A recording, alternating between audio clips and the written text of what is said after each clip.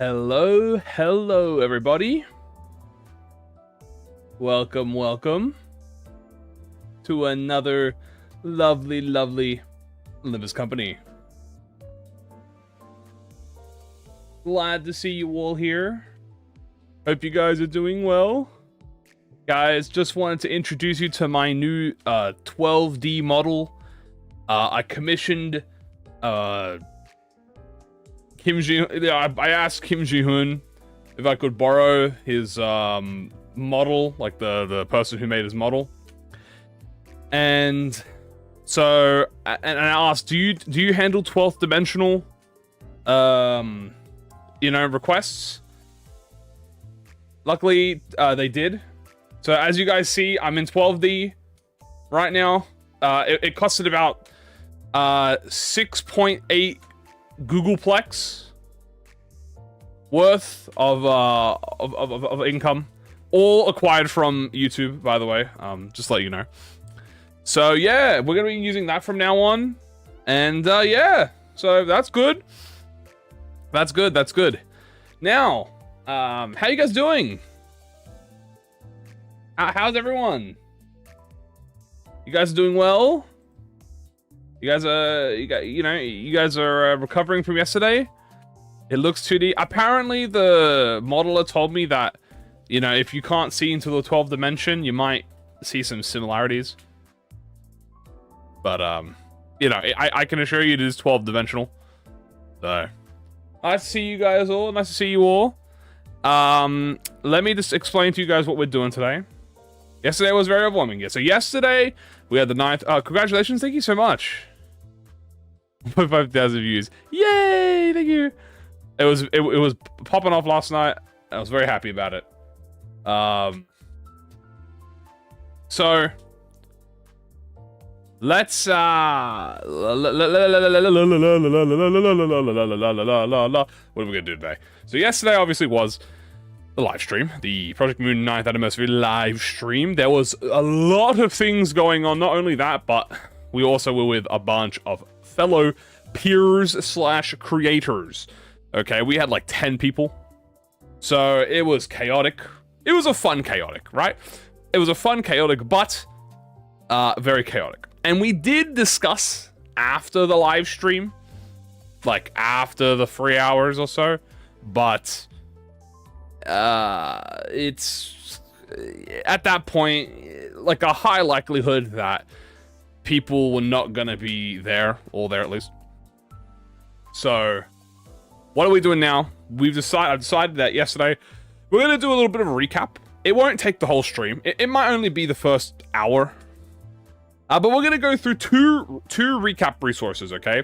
The first one is a document, a Google document, that was made. That kind of goes over everything that was discussed on the live stream.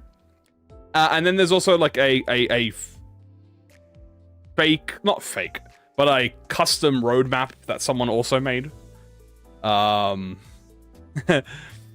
is Team Yuri. Of course, Ali is Team Yuri. So we're going to be pretty much doing that, right? So we're gonna look at the Google Doc first, because that kind of has that has everything. And then we're gonna look at the roadmap. It's not official. It's not an official roadmap. It's a fan-made roadmap, but it kind of puts everything into perspective. You know what I'm saying? And that's kind of why we're looking at it, so you can see theoretically what is up ahead, and we'll discuss everything, and we'll go through everything. Okay. Well, so we'll go through everything, and yeah, we can discuss it.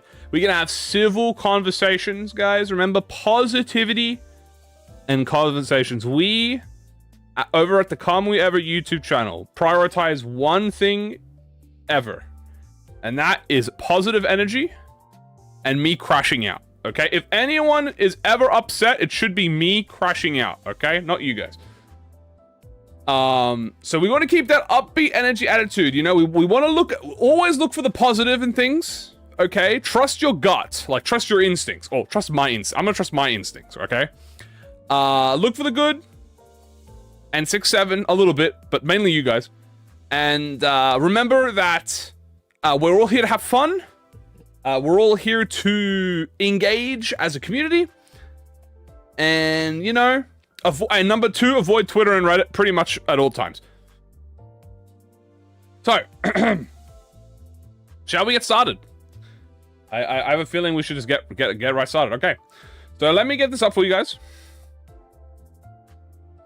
Let me just make sure everything is all good. But my tummy aches. That's why I said trust my gut. Don't you worry. You know what? Can I zoom in on this a little bit more? Hold on. Before we start, let me zoom in on this a little bit more so we can... Yeah, that looks good. That's pretty good. Okay. So, here we are on the... this is a ProjectMoon 9th anniversary stream summary written by this person here on Discord. Oh, let me get my mouse. Oop, written by this person on Discord.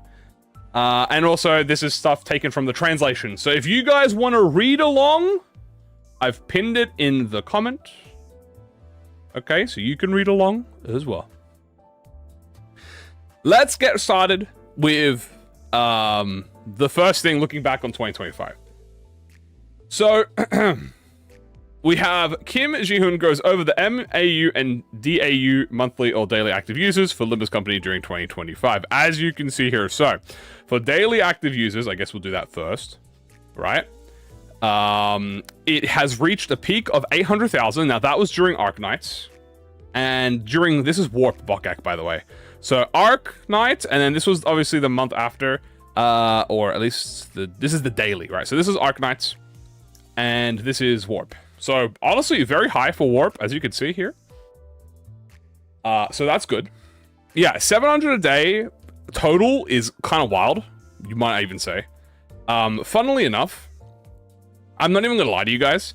The fact that iOS is so... Dude, I'm telling you, I'm pretty sure ProjectMoon have, like, 90% of their mobile issues are from iOS. There is, like, a logical statement... Like, there is a logical assumption that they should just gut the iOS system. But that is 100,000 players. So maybe not gut the iOS system. Yeah. But, look how many people there are on Steam, which is 420,000 almost, to 306,000. It's actually pretty balanced. If you combined the iOS and Android, that's 412 to 418. Literally, actually, a perfect 50-50 split. And actually, you can see it here better. If we look at MAU. We have a literal perfect 50-50 split on like mobile and PC, which is actually crazy if you think about it. Here are the MAU. So total month, this is just combined for the month, in 2025. Obviously, this is through... what is this? Yeah. As you can see, beginning of the year, it was chilling. Yeah, then we got the first Kano, I believe. Kano... This was Kano 7, I think. Kano 7 was... Kano 6 is here, obviously, right? Not Kano 6. What am I saying? Kano 6... I was right. No, Kano 8, bro. What am I on about? We have Kano 8, right? Boom. Then we got the Intervalo, and then Arc Knights, right? So we have 1.2... Oh, I think... Is that 1,000? Yeah, that is 1,225,000. Alright? And as you can see, a perfect, almost perfect split. But, funnily enough... You can actually see the monthly active users is actually higher on mobile than it is on Steam. So funnily enough, the daily active users is 50-50, but this is what? This is 800,000 47. So 847,000 compared to 728,000. So that's pretty fair considering that this is a, you know, most of that is Korea, right? I would say a good majority, or like China, Korea. So, pretty big. But that's simple. Oh, and we... I love this guy. I love this man. In addition, Kim Ji-hoon has a new VTuber avatar. It's fatally cute. This is... Oh my goodness. Alright. Look at the way he stares at you. And the fatal cute. So fatally cute is in reference to the fact that it's it's kind of like, you know, being cute kind of helps him out with like his own employees and his stakeholders, which is the viewers, by the way. So like the players, right? The players and employees call this man cute. And to be fair, Xinjiang is adorable. Okay? Fatal Wound is very cute. And I do think the 3D is very adorable. So we have new 3D Kim Ji-hoon. I'm not sure if this is going to be a permanent thing from now on. I don't know. He'll probably swap between 2D and 3D. He'll probably save 3D for live stream, like discussions, and then 2D for like when he's playing Bird Dungeon. But yeah, this is you know, that's very important. So we had to list it out.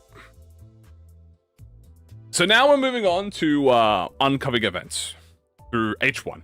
So H1 is the first half of 2026, sorry.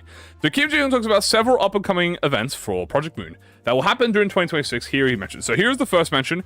We have a collaboration with the Playful Mind Company. Now, if you don't know who the Playful Mind Company is, pretty much we have a whole bunch of cutesy stuff like acrylics, throw pillows. Look at this. We got these adorable retro pop acrylics, and there's another production stand. There's going to be pre-sales and all that stuff. So Limbus in the last year has gotten really like modern when it comes, not modern, but they're getting merch is getting more mainstream for them. So yeah, pretty much more merchandise. It's kind of like a fundraiser if you think about it, you know.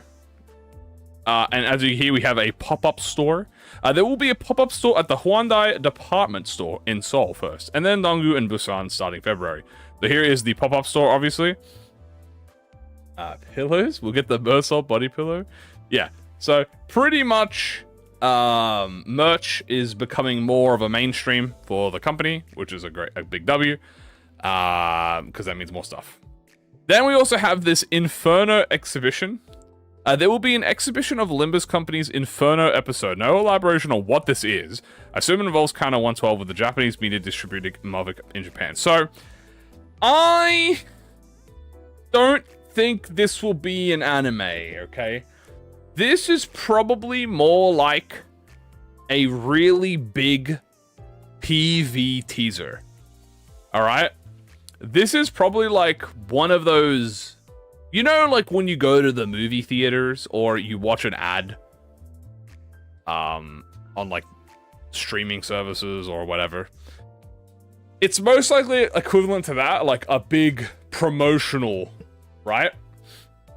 It's most likely a big PV. Maybe it might be a custom PV or a custom trailer for the game made specifically with the purpose of, you know, giving it this more cinematic aesthetic to it, which I probably think is what it is. It makes the most sense.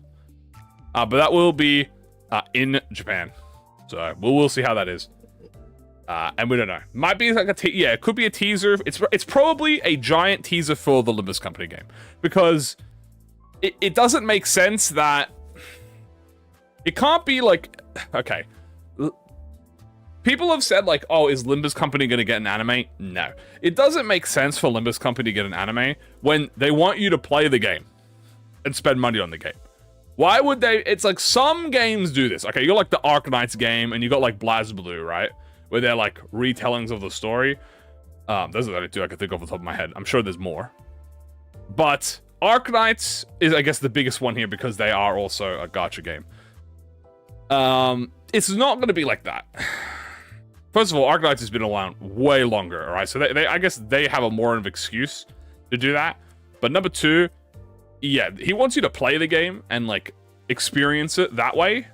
So, yeah, it's definitely not about Limbus Company if it is about an anime. Moving on. We have also the karaoke collaboration.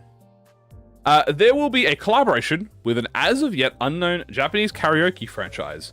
Kim Ji-hoon says that when they get more information, they'll announce it, but everyone's busy working on Kanto 9. So this, I think, is very simple.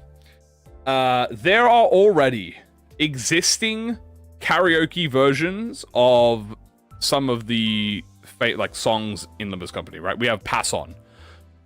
Like a lot of the Pass Ons have karaoke versions, official. So what this is most likely them leasing out. Oh, what the fuck? Hello? Lag. Hello, we back?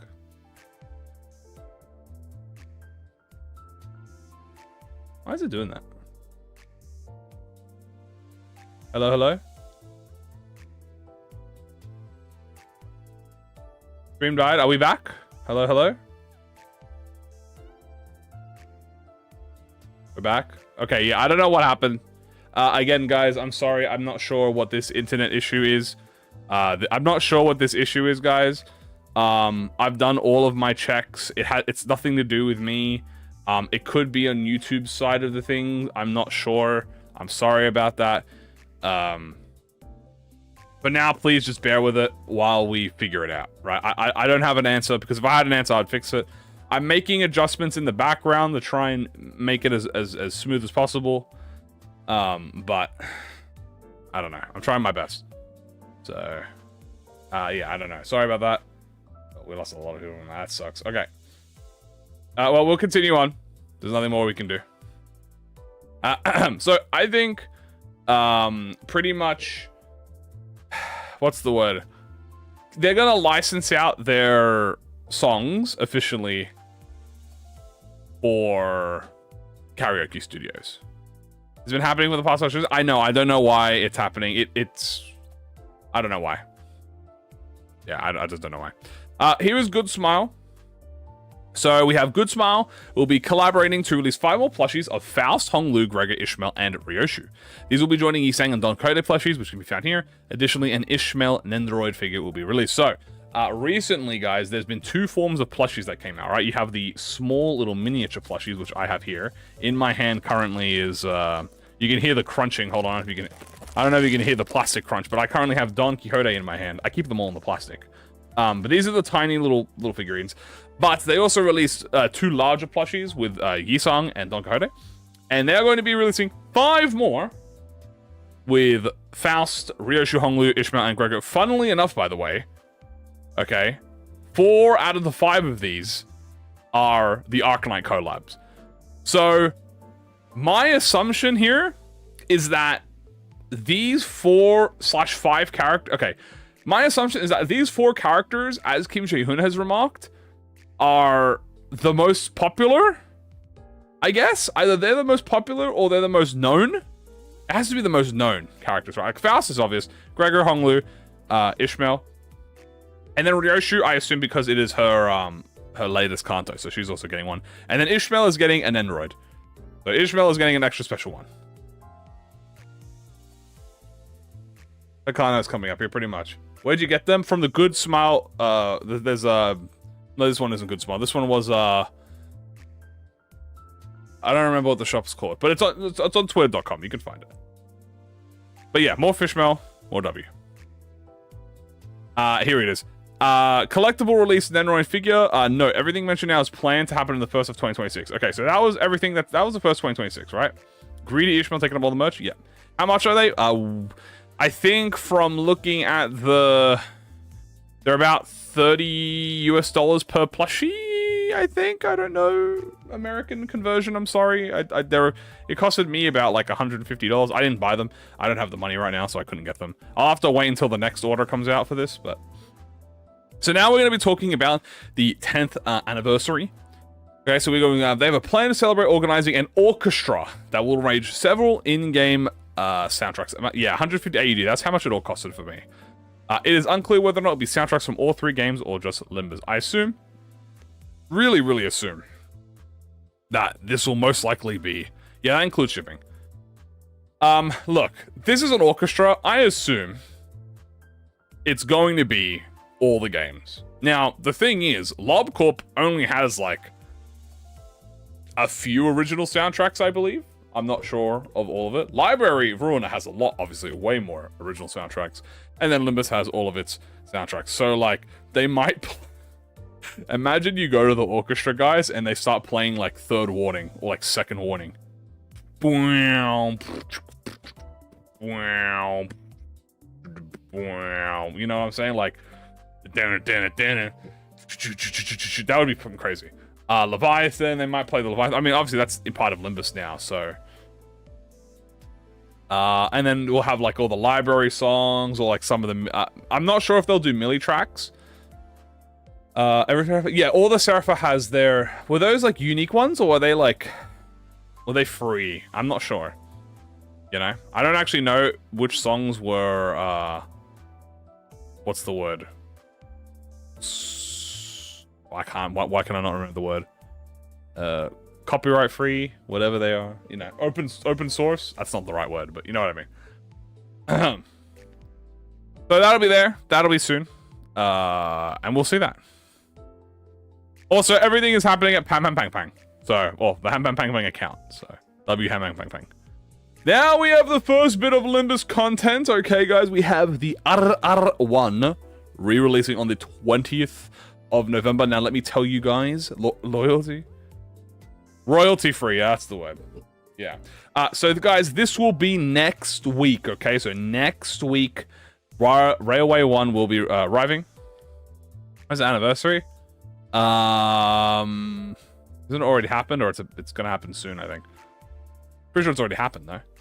So we have RR1 will be next week. We have the Bokak. So here is all of the key points, guys. So this is very important. This Railway 1 will be permanent and available, always accessible after release. So this is the first time a Bokak is being added as permanent content. Okay, so cool. You can go back to RR1 whenever you want. You can play RR whenever you want. You can do it for fun. You can do it for a challenge. You definitely know that we will be doing this as a challenge on top of doing it normally. Now, number 2. So this is very important. Your team's level will be set to 55. And the enemy's level will reflect that of current enemies. So probably around 55 to 60 range. And their descriptions will be updated to, quote, more in line with how we right now. So the most important thing here, as you can see, is your level is set to 55. So that's very interesting. I didn't actually think they would automatically set your levels for this, but I guess for the Bokaks, they're much more of just a, you know, fun rerun edition than it's like actually like a try-hard mode, you know what I'm saying? So, you know, you don't have to worry about XP. Obviously, you have to worry about thread still, so you have to do upties. But also, equally so, the levels are going to be higher, so the enemies we might be fighting are like level 60 or 55 or 70. And then we have the descriptions will be updated more in line with how we write now. That's just like a visual thing. So obviously, all of the bosses are getting...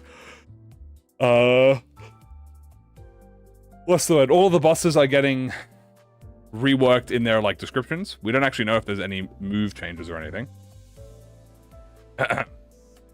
Is it hard mode? We assume it is harder, right? Like it is most likely going to be an upgraded version of itself, right? Next we have Kim Ji-hoon says that first it'll be a continuous battle like the more recent content, and then adds on that you can change your team in between stages. That your team's HP will be healed after every stage, but your sanity will either reset to 0 or be unaffected. Kim Ji-hoon was unclear in regards to sanity. The backup system will work with RR, but you could only have 5 units on the field. And they'll announce more details later. So, simple. Probably what does this mean? So, Railway 1 had... I never played Railway 1, right? So, I know that there was more than just abnormalities. They had Inquisitors. They had Snake Men. They had... you know, you have... So all the abnos are like Gluppo, KQE... Headless Icky, Alleyway Watchdog, My Form Empties, Inquisitors, Snake Men. Is that everyone? It could be that they might put the snake enemies and the Inquisitors as a, not a wave system, but as like a continuous battle. Right? And yes, there'll only be 5 fielded. So there might be a continuous battle. And then maybe the individual Abno fights like MFE,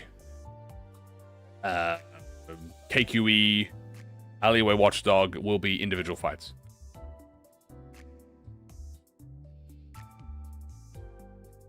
You also have so the backup system and chain battle will work. All right. So, but however, you can only have 5 units deployed. So I feel like that's pretty big. We haven't had 5 units deployed. I think literally since what? Season 3? Maybe, or season 4? I don't remember. Season 3, I think. Season 4. 4? 1? I don't remember. Anyway, 5 units fielded is actually quite good. But it's more than 5 units, guys, because it has the chain battle system. So it is all 12 sinners, right? It is all 12 sinners, but they're fielded. And then there's more details. So obviously this details part here is specifically referencing when what do you call it? The patch comes out, which is usually on Tuesday. As for the rewards, because you all love rewards.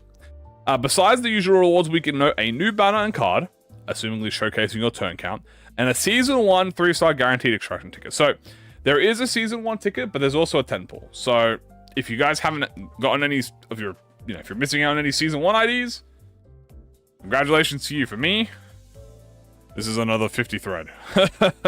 But I will take a free 10 pull, especially with some more changes that are going to be out soon.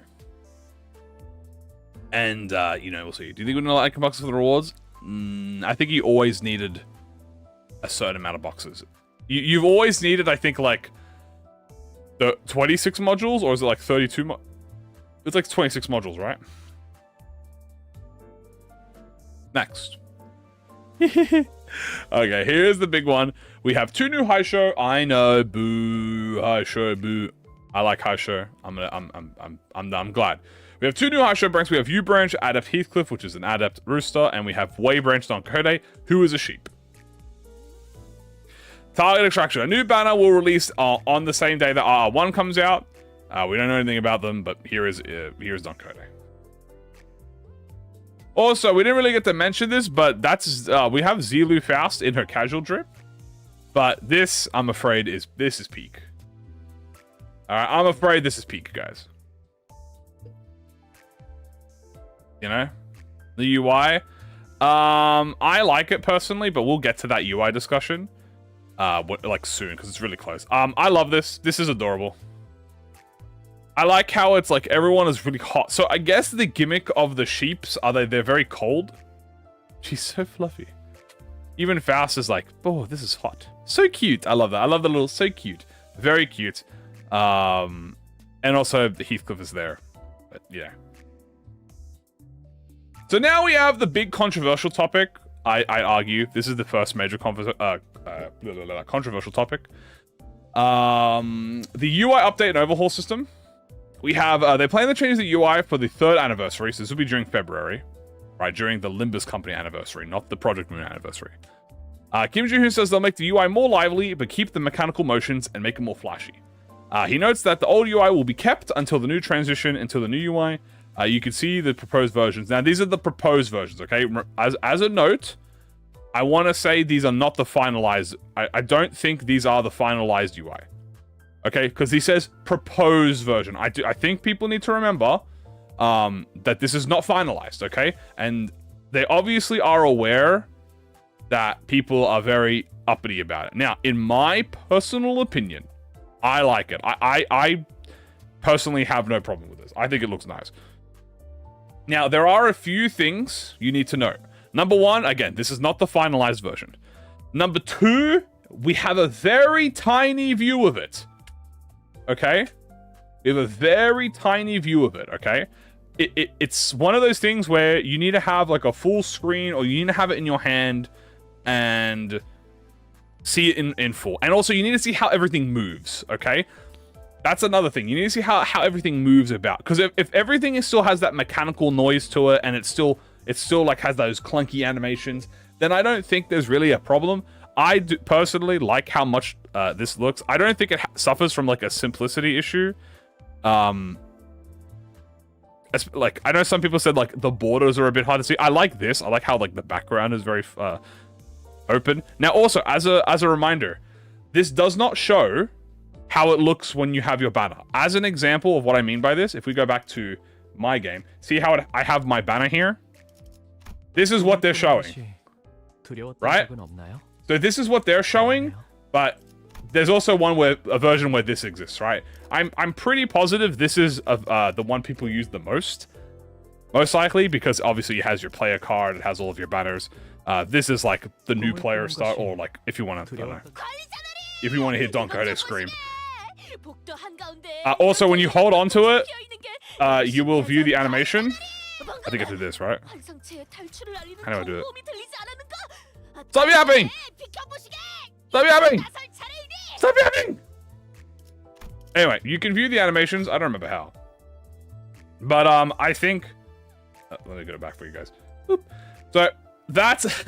like, it just started screaming in my ear, bro. Yeah. She cannot be contained. Yeah, no. 3-star only? Oh, really? Interesting. I didn't know that.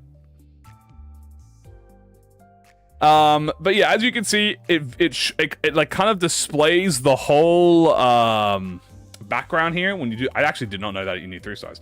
It displays the whole background here when you do the animation, which I think is cool. A little nice teaser. I like the bottom. I think it's fine. The up here, you know, it's got. As you can see the notification for it. So it's like you get the little notification. It looks nice and big. I don't think it's. I like it personally. I see no problem with it. But we will see. This is again a proposed, as a reminder, proposed version. So Kim Ji-hoon mentioned that they might do live streams. What is that bar on the left of the image? I believe this is the Sinners. So you can see Yi Sang, Faust, Don Quixote, Ryoshu, Musol, Honglu, Heathcliff, Ishmael, Roger, Sinclair, Otis, Gregor. But as you can see, yeah, if it also makes it less laggy, I'm completely fine with that. That's also great. Yeah.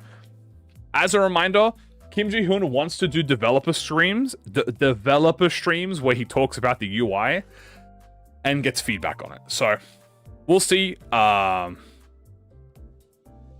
And also, he mentions updating the UX, which is the user experience. He did not talk about much about that, but it might be kind of like when you click a menu and it takes like a few seconds to load, and could be general optimization. They might like move menus around. Like they might move some buttons around and make it a little bit easier for you to, you know, click or something, and maybe the rotation, they'll make the buttons bigger or something, you know what I'm saying? Because remember, this is on the phone, so you do have to remember that this is a mobile game, obviously. And it has to be built for mobile first, so I do think these look nice. I have no personal problem with it. We will see how it improves. I assume it will improve. And also the fact that you can, you know, they're going to let you swap between the two until they decide to fully change it. So.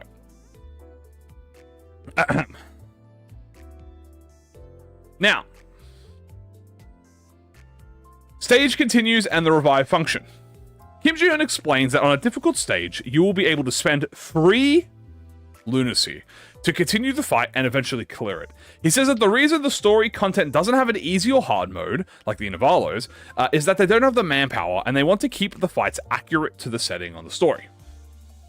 Here are the notes. If you use the revive function, your progress will not count toward an EX clear. If you use lunacy to beat a stage that was later nerfed, all your lunacy will be returned to you. Kim Ji-hoon mentions that part of the reason they made a system like this is to avoid nerfs. He also wants to add a feature that will allow you to see what loadout, team comps, other players use to beat the stage you're struggling on. This is insane. This is really sick. How much does it cost? It looks like it costs maybe, I don't know, I can't see it. It's a bit hard. But let me tell you this is irrelevant. Okay, this is nothing but a good thing. Okay, and if you're worried, oh, they're gonna make it too hard. Well, they're avoiding nerfs. That's kind of like the most important thing.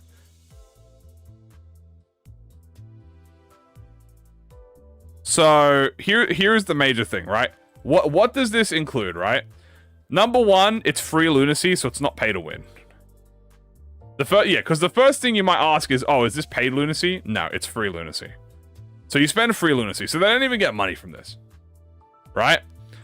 Second, you don't get an EX clear. So you don't get lunacy for beating the stage. You only get lunacy for beating the stage on EX. That's usually, you know, completing it within 12 turns, completing it. And this includes boss fights. Like, so if you're doing a boss fight and it's like complete the stage, you don't get the EX for that. Right? So you don't get the EX for that. If it does get nerfed, you get your lunacy back. And again, the most important thing is avoiding nerfs. Now, nerfs are very prominent, especially on Kantos. Typically, when a part comes out, they'll usually do a day one, not even a day one. They'll do like a fucking 6-hour patch or a 12-hour patch where they'll patch and do a nerf, like a hotfix nerf and stuff like that instantaneously. So if this can be used to avoid nerfs, that's completely cool. This feature here as well, which we didn't actually notice, we didn't realize on the live stream. Adding a feature to let you see what other players use to beat the stage you're struggling on. So most likely what this means is your friends list. So you can see like your friends list. You can see their team. You can see their egos. Yours is kind of in the new year and you sang birthday or not? Yeah, I will be on it new year. Don't you worry.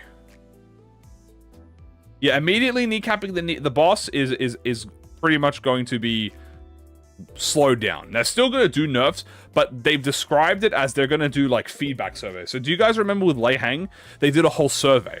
Right, they did a whole survey and then they got people's opinions on it, and you know, then they did nerfs according to that.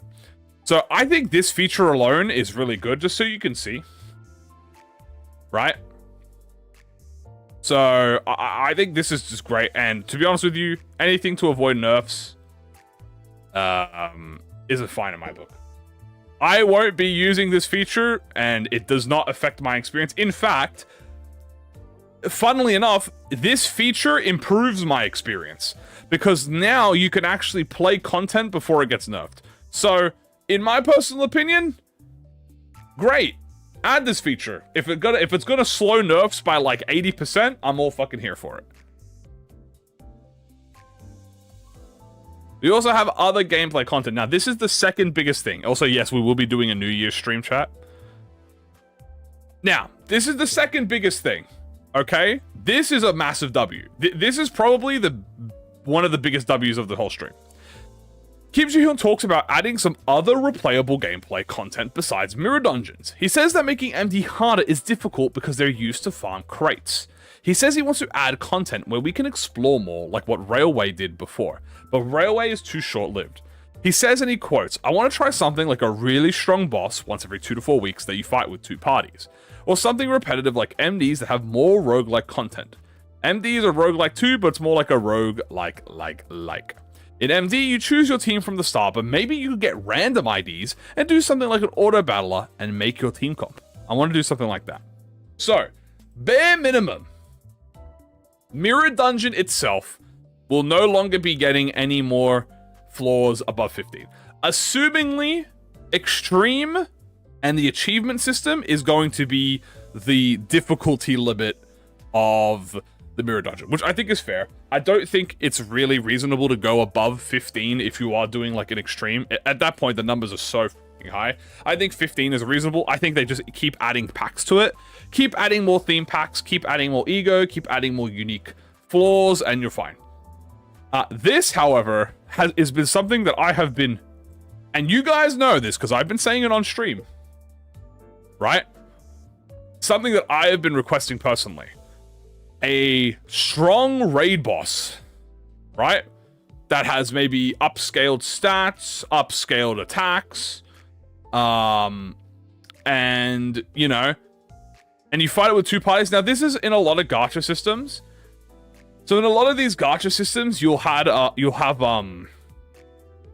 basically you have like 2 boss enemies or 2 waves of enemies that you have to fight with 2 different teams. I think, look, the 2-party system, I think that's pretty fair nowadays. Look, there's so many IDs being added to the game right now. I think being able to, especially if you could bring in support, which you most likely will be able to, you know, having 2 parties doing 2 separate fights, I think it's cool. I like it personally. We'll see how they do it. Especially because they're going to last a while, like 2 to 4 weeks, dude. That's like every patch, right? So it's probably going to be like once a month, right? So if they have monthly boss fights, I mean, that sounds cool. Yeah, R5 required 2 loadouts already, but I know a lot of people were like, oh, loadout. It's like a lot of the new player, right? It's mainly 2 parties. Well, 2 parties of 7. Well, yeah, 2 parties of 12. So 24 IDs in total in case you use backup, right? Assumingly. And then we have this, which I've also mentioned, something equivalent to this, right? Not exactly 1-to-1, but I have mentioned, you guys know I like to mention Kirby Dream Land, Superstar Saga, the battle mode. I don't remember what it's called, but it's the battle mode where Kirby essentially goes on a boss rush fight, and the powers they get are random, like you get random power-ups and random buffs during the fight. This is pretty much similar to what I want. I think having random IDs, like you're doing stuff. He told to unlock the basement. He left me after the stream ended yesterday. No worries, A. I could do that for you, AB.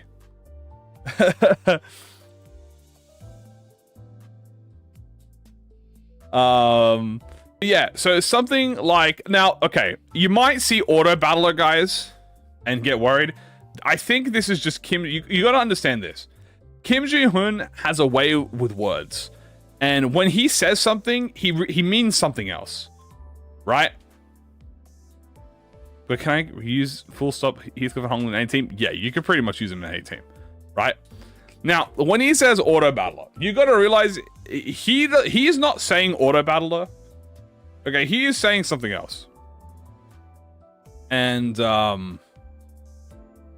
what's going on? We get more pixel issues.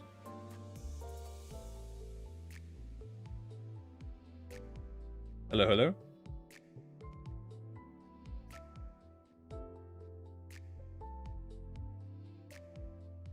I don't think it's a mistranslation, so to speak. I think it's just how Kim Ji-hoon speaks.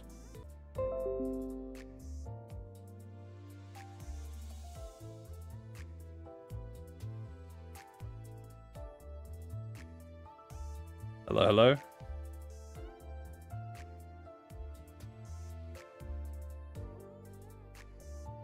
Hello, hello. Hello, hello. Hello, hello. Okay, yeah, again, guys, I don't know what's going on. I don't know why I keep dropping. Please don't even get me started. I don't know why it's going on. Just let me know if something is happening and I can have a look. At least I can notify it. Yeah, we might have to turn the 12D model. Might have to turn off the 12D model. I don't know why everything is doing it. It's never happened before. This is the first, and it's pissing me off, but I can't do anything about it. I literally can't do anything about it. So, okay, we're just gonna have to move on, and I'll just be pausing whenever it gets mentioned. Next, now here is the other controversial discussion for the. Can you get the link? It's in the pinned comments. If you guys want to read along, click the ping. In the pinned. You need better internet? This has not happened in a whole year. It's only happened in the last week. So I don't know. It can't be an internet issue. I'm not going to get into this because I'll just... Look, the more I talk about it, guys, the more mad I'm going to get. And so I don't really want to do that while I'm doing this discussion. So here's the thing. We have the other controversial discussion, which is the Walpurgis, which I'm honestly even surprised is being a controversial discussion and not just seen as a completely net positive. But Kim Ji-hoon says that something the team has been thinking about is releasing a Walpurgis every 2 months, but story content will be released every quarter of the year, and the rest of the time will be filled in by the new gacha extractions. For reference, right now Walpurgis occurs every 3 months, or one Walpurgis every IRL season. Dude, it is not every 3 months. Okay, that shit is like every 4 months, every 4 to 5 months. He says he wants to do this to be able to release more characters, including abnormalities like Porcupus that might be too boring, or officers that are too weak like Streetlight. He mentions adding them from a universe where they're stronger to make them more interesting. And also because it'll make them more money. So let me explain to you guys why this is literally a net positive. Okay? Let me explain to you why there is no literal downside to this. The first thing that people might say is, oh, it might make Walpurgis less special. No, because the Walpurgis is the story event, right? So here's the first thing, right?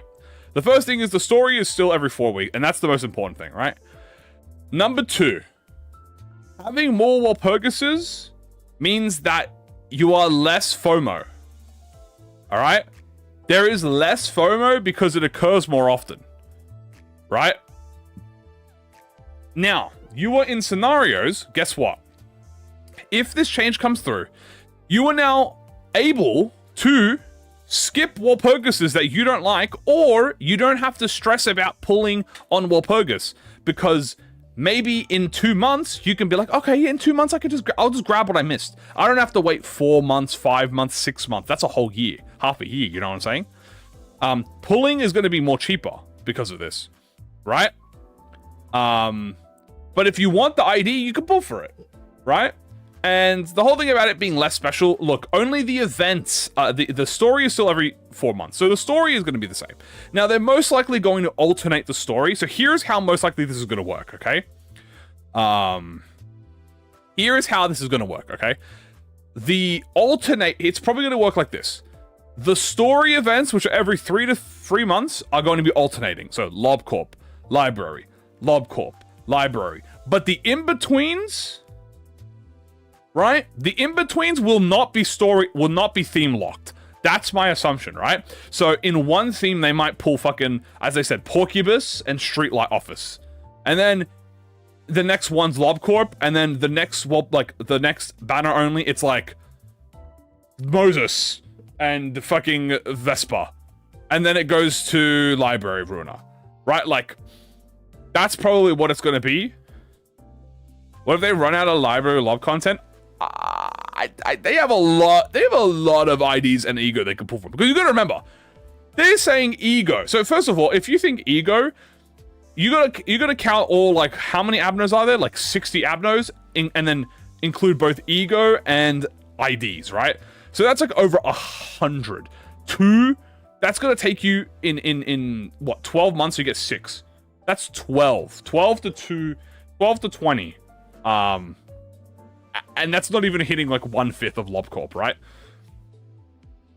So that's insane. Library as well. Like, they have so many general offices and special receptions or about that, right?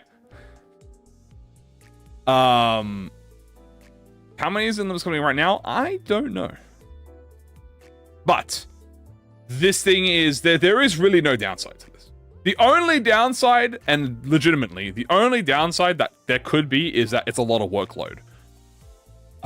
But this is something the whole team has been thinking. So the whole team want to do this, right? And I mean, look, guys, more IDs for you, more money for them. I see this as an absolute win, right? If you can get your favorite office or your favorite abno because they are no longer restricted to the power level of the story, W, right? W. As far as I'm aware, absolute W. Finn could even be an ID. Mars, Lulu, you know? And they said they're gonna up them up in a universe to make them stronger. So guys, you might see Finn the color fixer. Okay? Do you think as an FTB you have to save every 2 months? That's the thing. You don't have to pull you don't have to shard every 2 months. Look, if you really need to care about the story, the only thing you need to care about is the 3 months. The banner one, the filler banners are just there as extra. Like, they are there to, like, you know, if you have extra. So that's kind of the thing, right? Like, this whole idea is, it's de-FOMOing Walpurgis. You don't have to panic now that you don't have enough pools because a Walpurgis is appearing. Just chill. Wait, let it pass. Grab the event. Might be an event. They might have like a mini event in there, you know? They might like you know how we had the Enconfallen event? They might do like a mini event. You get like a couple hundred thread, a little bit of XP, and then just move on, right? And then you could just wait 2 more months for like the big one to come out, and then do your pools again like that. I see this as an absolute win, and really no downside to this. Now we have Uptype 5. So Kim Ji-hoon suggests a system where every time there is a banner with a 1 ID or 1 ego, an ego is given an Uptype 5 as well. He also mentions that the ego animation itself will be improved, alongside making them stronger. He wants ego to be long-lived, and that Uptype 5 could act as a band-aid for weaker egos, like 4th batch Flame Yi-san. So, pretty much this. So you know how we have banners, right? Like we have the single banners and we have the single ego banners. In the background, what they could do is every time we have one of these single banners, 4th batch Flame Roja, or like, I don't know, Screw Loop Wallop, Mersault gets tweaked. And they're gonna completely change the animation, which is crazy, by the way. So they're gonna completely update the animations and then make them stronger. So, the most important thing is expense. Like, how expensive this is going to be. Obviously, uptying for WoWs and stuff. Here's the thing. This is very much targeted. Okay? This is not every ego in the game. Right? I think this is really targeted. I'm not... like, especially if they're doing one at a time. So, guys, if there's 52 weeks in a year... okay, that means half of that. So there's 26 fortnights in a year. Okay, so in 26 fortnights, they're going to update 26 theoretical ego. Out of how fucking many ego? Let me tell you, a lot more than 26. In fact, they'll probably release more ego during it. So it's going to be a net negative of how much ego there is. So, assume this for, like, Season 1 to 2 ego. That's a lot of fortnights. Y'all are rotted. I agree. Limbus X Fortnite. What are we talking about Fortnite? Talking fortnights! Are the only person unironically use the word Fortnite? But that's what it is! But yeah, 26 fortnights! That's I wasn't even memeing. I didn't even do like a 6-7 bit. Like that was actually just the right language. Anyway, so expect that. I think a lot of the older ego are going to benefit from this. The most important thing is how expensive it's going to be. Assumingly, it's just going to cost more thread, right? Next, we have the animation team. Now, this is fucking insane, by the way. So, Kim Ji-hoon says that if they do well, they'll make more money. This is, I want you guys to quote this, okay? This is the quote of the year. Put this in your high school books, right? If you haven't already. If you do well, you make more money, okay?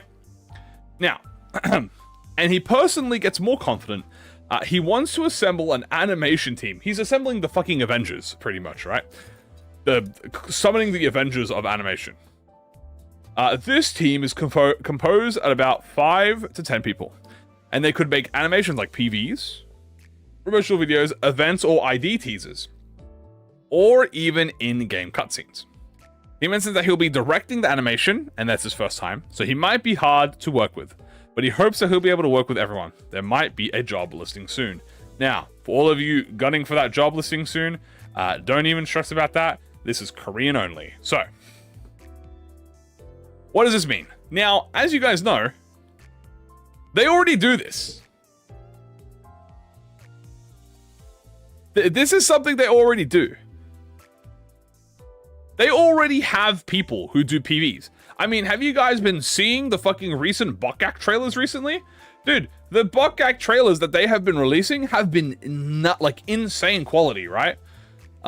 Same with like the ID teasers. So like, they already have the manpower, like the people for this.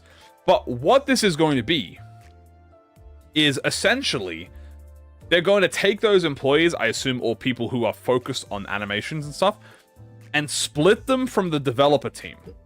Okay?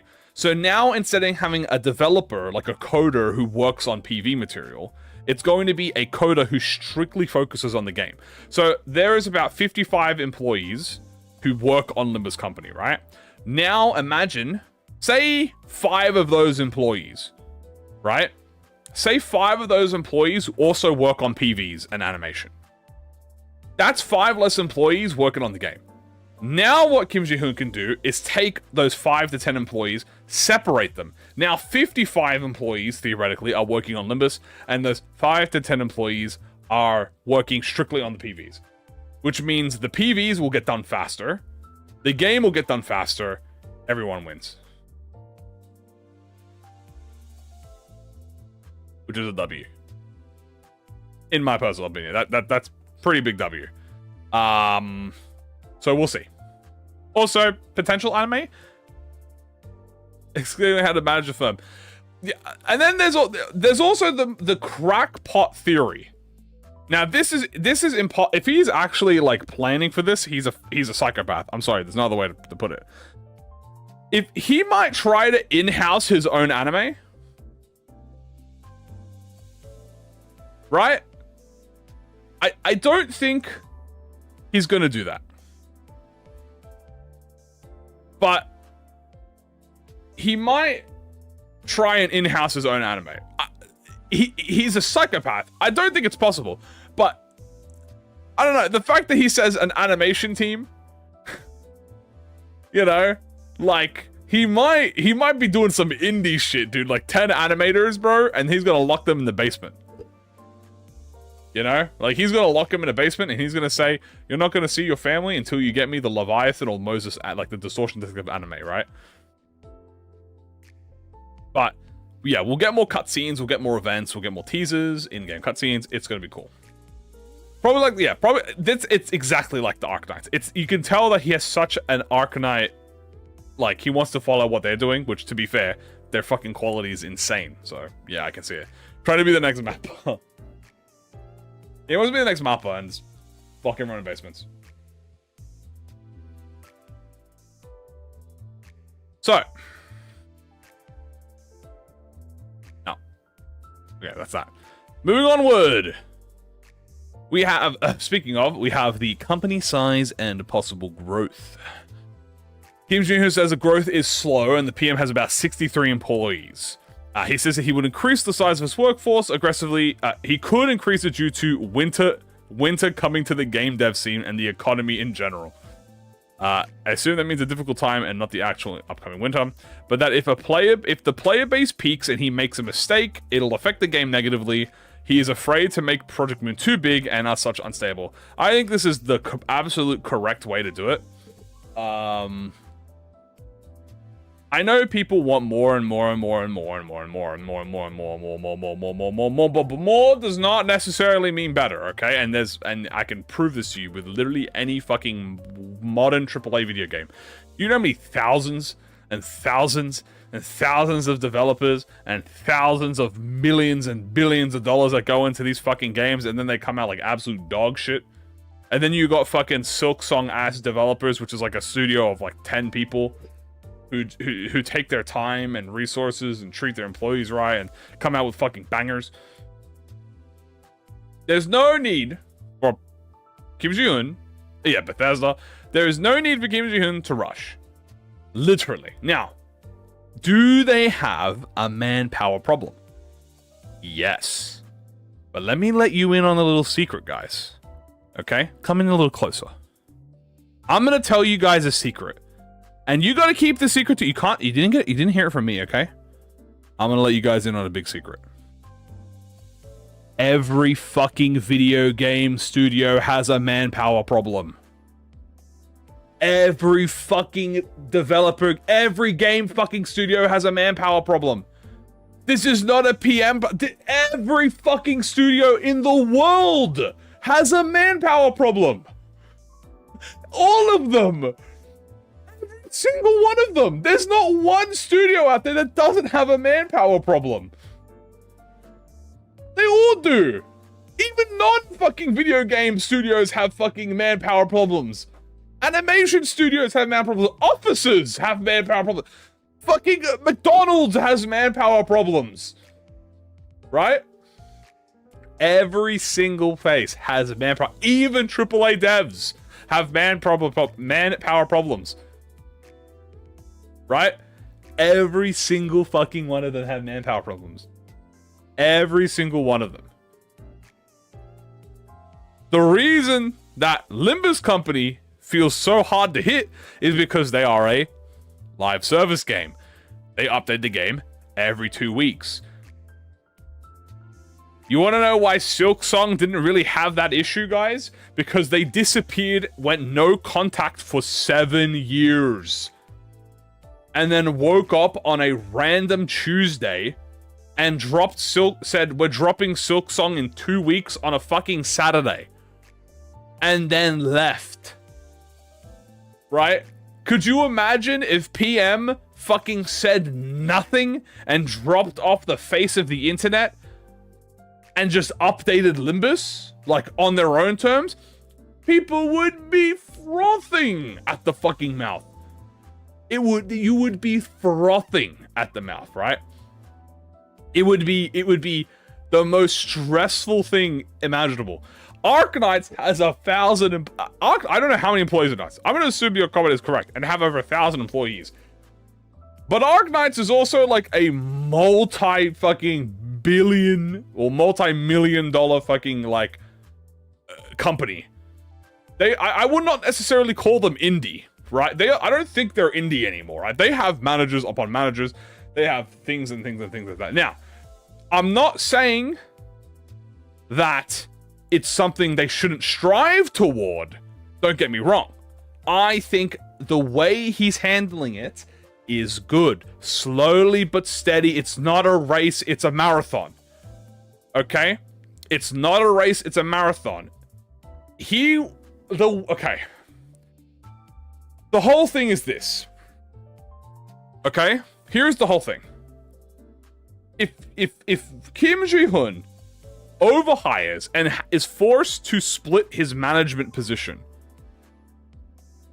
you are no longer playing Kim Ji-hoon's fucking game. You are now playing ProjectMoon's game, right? Like the story of ProjectMoon, which still would be amazing. Don't get me wrong. But there's a reason that its success is the way it is.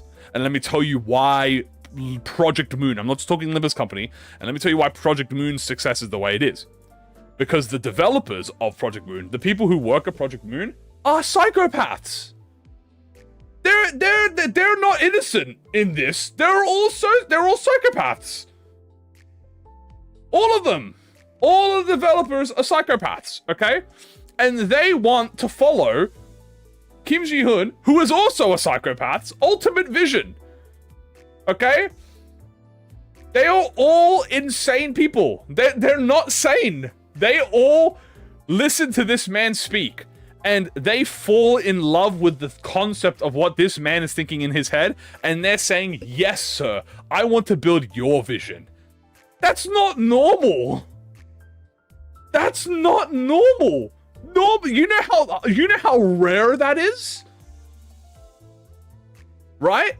Do you know how rare to have a company, a studio, where every single employee worships you? It's a cult. It pretty much is a cult, but you know what this cult gives you? This cult pays for your house. This cult gives you like $150,000 a year, unlimited vacation, overtime pay, benefits. He gives you like maternity leave. He pays for your car. He fucking he delivers your baby. Like, you know, he comes to your wedding. He probably pays for the wedding.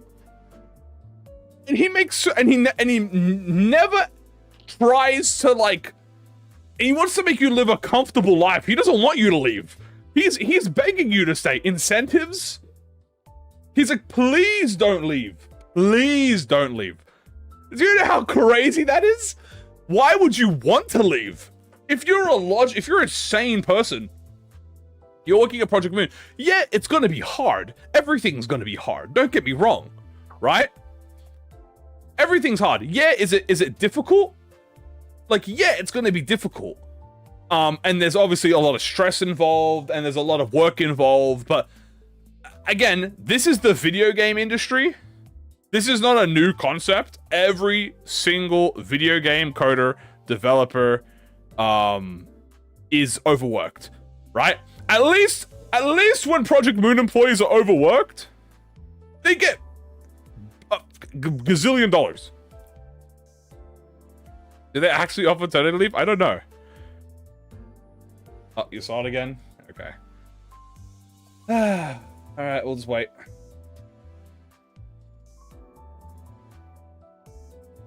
Waiting. I love waiting. I love waiting until it fixes itself. I think it's so cool and awesome that I have to go through this bullshit, and it's making me not want to crash out. La la la la la la la la la. Okay. Back to normal. Like 5 days ago? I don't know. Look, I don't know. Don't ask me about it, because I'm glowing red. Right? Like, I'm glowing red that it's even happening. I don't know. It's pissing me off. Okay. Now that I'm cooling down a little bit. Yeah. So back to my argument, right? It's like... At this point, his success is like... It's shocking. You know what I mean? Like, it's how is this still working? You want to know how it's still working? Absolute, pure, psychopathic passion. Okay? Yeah, there was a 1300 lunacy reward. I don't think there's a ticket, but there's a 1300 lunacy reward. It's pure psychopathic passion. Alright? That this is even blowing up to the level that it is, and the fact that they are remaining here who it is. TLDR, let the man do his thing, because he clearly is doing something correct. You know? Like, he's clearly doing something right. Because if he wasn't doing something right, this wouldn't be happening. I know it's hard to believe, but Kim Ji-yoon is a lot smarter than we like to give him credit for. But this man is probably popping like 200 stress pills a day. And is still somehow managing to barely upkeep the schedule that is Limbus company. Like, obviously they had a lot of delays in the past, and they've had delays here and delays there, but everything has delays. It's not like it's fucking GTA 6 is delayed. He's also fatally cute. You know? Now that you put it like that, I never thought how insane the concept is 100% following the person. Yeah, he literally tells you. And it's not like we're making assumptions, right? He literally tells you, give up your own ego for me. What? Surrender your pride. Listen to me with 100% conviction. If I say jump, you jump. If I say fucking beg, you beg. If I say bark, you bark. And you know what they do? They fucking listen to him. They do it. You know why they do it? Because they're getting fucking loaded off it. Their families are getting generational wealth from whatever the fuck Kim Ji-yoon is doing there. You know? He is literally a mastermind. You know? He has like according to him, he has like very little to no workplace problems. You know why there's no workplace problems, guys? Because the only boss you're trying to appease is Kim Ji-hoon. There's no manager, there's no second manager, there's no assistant manager, there's no like, you know, your boss's no, you are all employees of the same level, and then there's Kim Ji-hoon and he's your boss, and that's it. And you're not competing with each other, you're competing with him. That's the fucking funniest part. He said he individually goes up to every single employee to discuss with them what they're doing. Are you fucking kidding me? Every fucking employee, 55 people a day. He goes up and sees what they're doing and discusses with them and tells them what are you doing? Like, what are we doing? Here's the plan. Here's what you do. This, and this. Yes, sir. Yes, king. They're literally yes kings. Yes, king. Do the work, move on, get it reviewed, get it approved, move on. Now, obviously, there are people in the company who will have a higher position, right? There are people in the company who have a higher position. I'm over-exaggerating a little bit, right? R.I.P. Yes King. R.I.P. Yes King. So there are people in the position, like, I don't remember the girl's name, and I'm very annoyed that I don't remember her name. I'm gonna actually Google this real quick as well. Hold on. Because there's a chick who is pretty much Kim Jong-un's right-hand man, and she's never ever fucking spoken about. Because I think he just wants to take all the heat for himself. I'm trying to remember what her name is.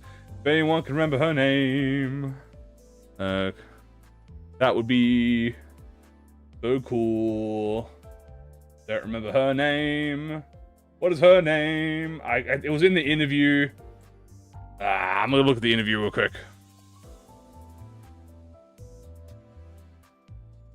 Like Zigong. Yeah, there is someone in there who is like, you know, the Zigong to him, pretty much. Interview with Lee, is it Lee Me? Is that her? Hold on, let me look at this. Hold on. Cooler Jane. I'm looking at the, let me look at this real quick. Korean, Project Moon, Zulu Knights, Jin Lee, interview, here we go. Lee Yumi. So, Lee Yumi, okay?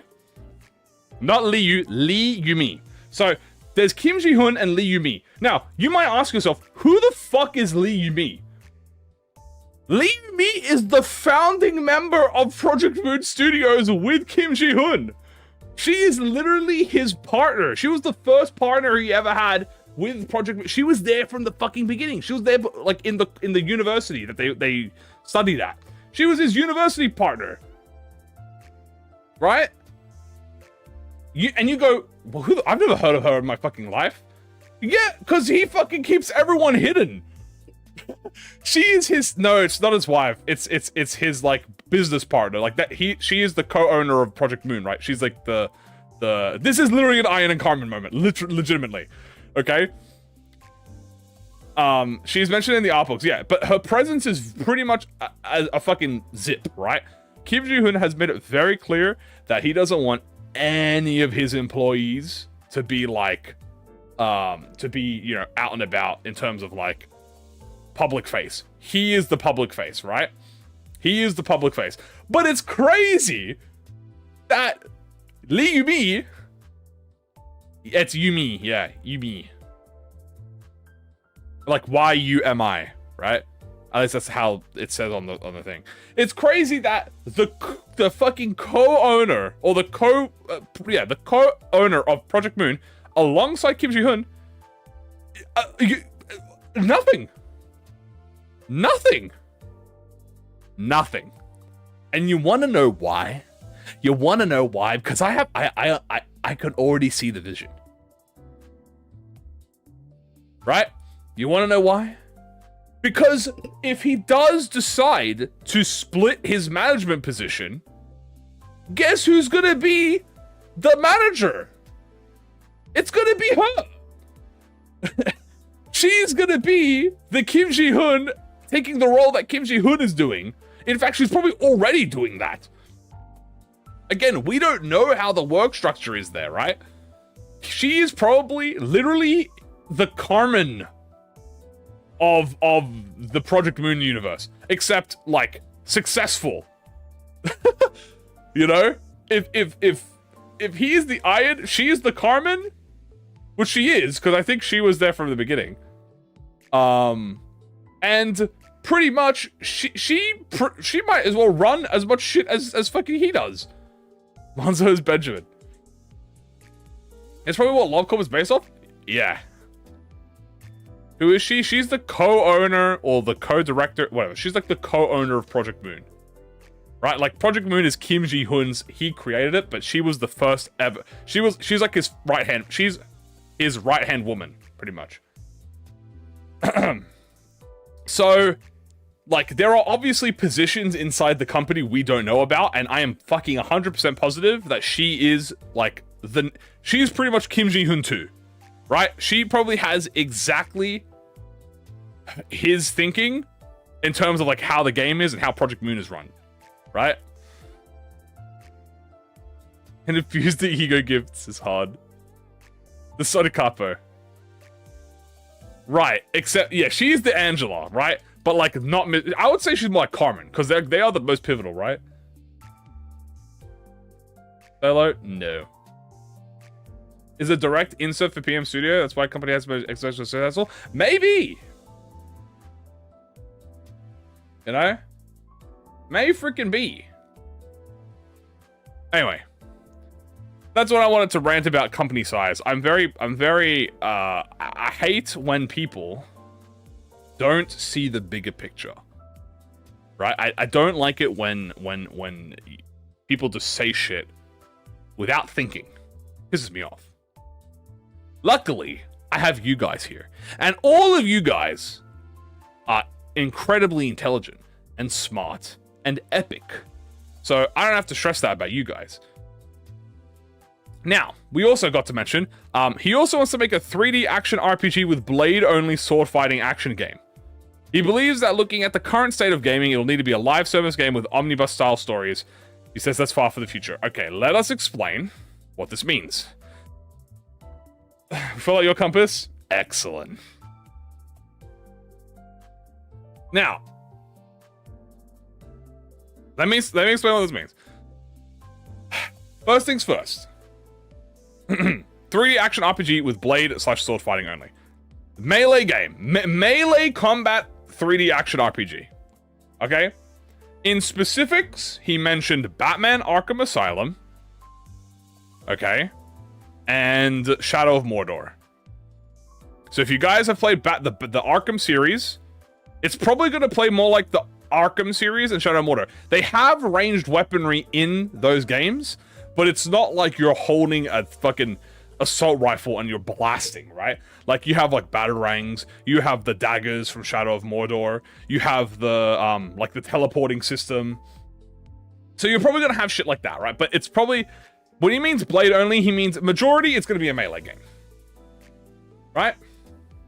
Distortion Detective? There will be Distortion Detective in this one, yes. No full stop? Blade only could be set in the city. That's pretty much it, right? Like, obviously, there's going to be guns, right? There's going to be guns, but that's like the... When this... Okay, I know it says blade only sword fighting, but what that means is melee combat focused, okay? It means melee game, right? It's a melee game with ranged weapons potentially included. Now, this is another part here that, again, some people don't necessarily understand. He believes that looking at the current state of gaming, it'll need to be a live service game with omnibus stories. Now, let me explain to you what he means by a live service game with omnibus stories. So, as you guys may know, a lot of the video games that come out mainly are live service games. Now, what is the difference between a live service game and a gacha game? Because a lot of people like to mix these two up, because typically a gacha game will naturally be live service, but a live service game is not necessarily a gacha game, okay? Limbus Company is a gacha game. This is a gambling game. You gamble on Limbus Company. A live service game is something that is updated regularly, that is not necessarily gacha. Okay? Ogre Reborn, assume you've played it. I have no idea. What is Omnibus? We'll get to what Omnibus is in a second. Okay? Because first I have to explain what the live service is. Now, to an extent, and a pretty big extent, Kim Ji-hoon is not incorrect about this. Oh, Blade Naraka? I know that. Will it be a mobile game? That's the difference. As far as we are aware, no. Does DLC still keep considered as live service too? DLC is interesting because the term DLC itself has kind of faded out into live service, right? The easiest way I could explain this is live service is something that is updated, right? Like Monster Hunter live service, as much as I want to cry when I hear that, yeah. Imagine every 2 weeks or 4 weeks the game is updated, right? And there's new stuff that's added. Now, the most important part is it's related to this next part, which is an omnibus style. Now, you might be asking me, as you have asked, Mr. Kamui, what is an omnibus? Kim Ji-hoon has described an omnibus like a collection of stories all under the same system. Okay? He is specifically mentioned. The stories will take place across 6 IRL months, around 6 IRL months. Okay? So each story of the game will take place around 6 months.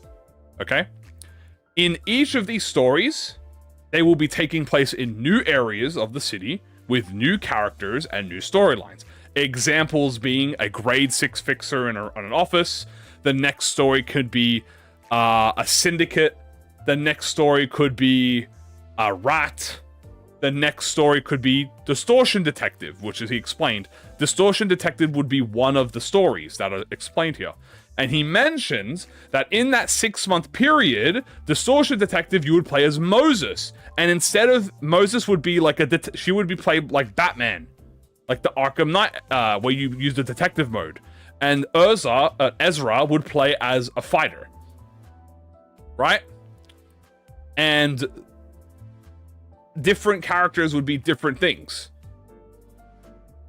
So he mentions that the Distortion Detective story would be completed inside this omnibus.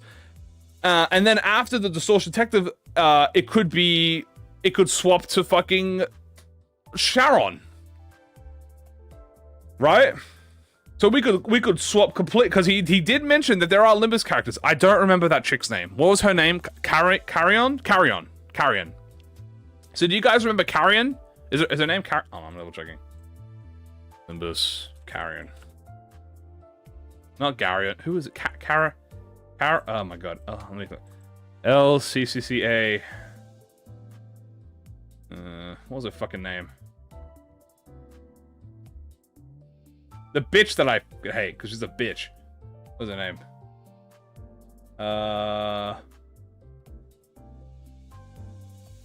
Alright, Kaiman! Thank you. Kaiman. Yeah, so Kaiman was specifically name-dropped. And he explained that one of the omnibus stories could be playing as Kaiman and going through, right? Going through the areas that Limbus Company has went through and dealing with that. An anthology, kind of like an anthropology, but they're not necessarily connected, right? But yeah, they are individual stories. So he explained that there could be one where you play as Kaiman and go through the areas that Limbus Company dealt with as the after team, and you're trying to clean up after them. Then there's ones where he mentioned that they could overlap with the Limbus Company story. So there might be unique characters. Say like there's like a grade 6 fixer who has like a special bullshit, and they might intercept with the Limbus story, okay? And they might show up as a cameo in Limbus, or might be mentioned in Limbus, and then likewise in the game. You might play as a middle member, right? Like trying to hunt down Limbus Company or something, right? It doesn't necessarily have to be related to Limbus, but the goal is that is kind of what they're doing, right? Hello, welcome. And that's the idea. I love that outside of 3D. Most likely cell shading. Right? You set up for a future Kano before the team would go in. That sounds awesome. Yeah, imagine getting to do an Effie, like a Sound, you know, one where you set up a Kanto that hasn't come out yet in Limbus. Like you're prepping like Kanto fucking 12 or something, right? Darkest Dungeon 2, I've never played that, so I'm not sure. But yeah, so that's the idea, and it sounds really awesome. Now, in terms of the monetization, we don't know what the monetization will be like. Could be... He described the monetization. Now, this is not specifically this live stream, but this is the previous live stream, right? Or one of the previous ones. He described the monetization as animations. So you can get new and unique like kill animations where you defeat enemies in a certain way. Like kind of like how in the Arkham Knight and Shadow of Mordor series, when you take out the enemies, you take them out in cool, unique ways. That's pretty much what he described it as, a possible thing. Now, I'm not sure how they make much money from that, but again, we don't know how the monetization is. But the most important thing to note is live service does not equal gacha. Gacha typically is a live service. Okay? So that's the biggest distinction. Now, about his thing about live servicing being the future, the current state of gaming, he is correct, and he is also incorrect. He is correct as in if he wants to maintain a constant stream of money and constantly update the game so they don't have to hide away for 3 years. TF2 live service? Yes. If they... Okay. What Kim Ji-hoon is saying is he would rather make a game and release it 1 year and then slowly update it for 2 years than wait 3 years and then upload the game. And I think that's fair. Because if you do... Okay, guys. If you do live service correctly, there is no downside. Right? It most likely will be a paid game. Right? Creating an MMO. I mean, that would be insane. It'd probably be pure single player. Because, let me give you like a theory, right? There is, in a perfect world, there is no downside to a live service. Because you're getting a game that you like, and you're getting more content infinitely. Look at Fortnite. Look at Fortnite, for example. Okay? You gotta fucking admit, if you love playing Fortnite, you are fucking glazed. He does not like multiplayer, though. He likes single player worlds. He also doesn't like open worlds. He hates open worlds. My man. If you like Fortnite, surely you are not like you have been getting glazed for years, right? Because you get the game that you like is getting infinite updates, infinite content, infinite, all for free. You don't have to spend a fucking dime, right? Then lag whenever you play. Difference. Genshin is a gacha that uses live service, not a live service that is a gacha. Fortnite is not a gacha game, right? Fortnite is a live service game. Warframe is another answer. You know, we'll use Warframe as another example. I played a bit of Warframe. Warframe is a live service game. Infinite fucking content for you to spend hundreds and thousands of hours on, with always there being new shit, all completely for free, with a couple of stuff in there, right? Is it not like Ocarina of Time? Hold on. Let me explain. There's 2 types of open worlds. Okay, thank you for knowing the difference. I got you. There are 2 types of open worlds, guys, and I'm about to explain to you the difference. There's Western AAA open worlds, and then there's curative limited open worlds. Okay? Let me tell you the difference. Limited curated open world is a map that has been handcrafted. Okay? No. He likes limited open worlds. You know Ocarina of Time? Ocarina of Time and Yakuza are curated open worlds.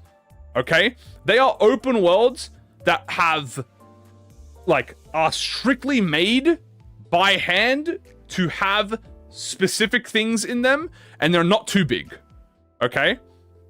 They're not too big. Like Dark Souls. Yes, Dark Souls is open world, but it's a linear curated experience. Okay?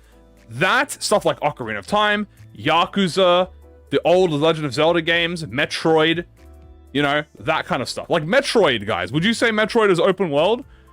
Technically, yeah. Metroid is open world. You can go wherever the fuck you want. But each area in Metroid is handcrafted to have specific shit. Darksiders, you know, Baldur's Gate, curated. Not Elden Ring. Elden Ring is AAA open world. So you know what else is? Like Far Cry, Skyrim, right? But some of these are better. OG Monster Hunter is a curated world. OG Monster Hunter is a curated world, open world, because it has 12 zones, and you could go into any of these zones and do whatever you want, but each zone has a specific, like, you know, it's not like a 20-minute walk. Well, actually, it used to be a 20-minute walk. It's not all empty, you know what I'm saying? Resident Evil? Yeah, like the new remakes, I'd say.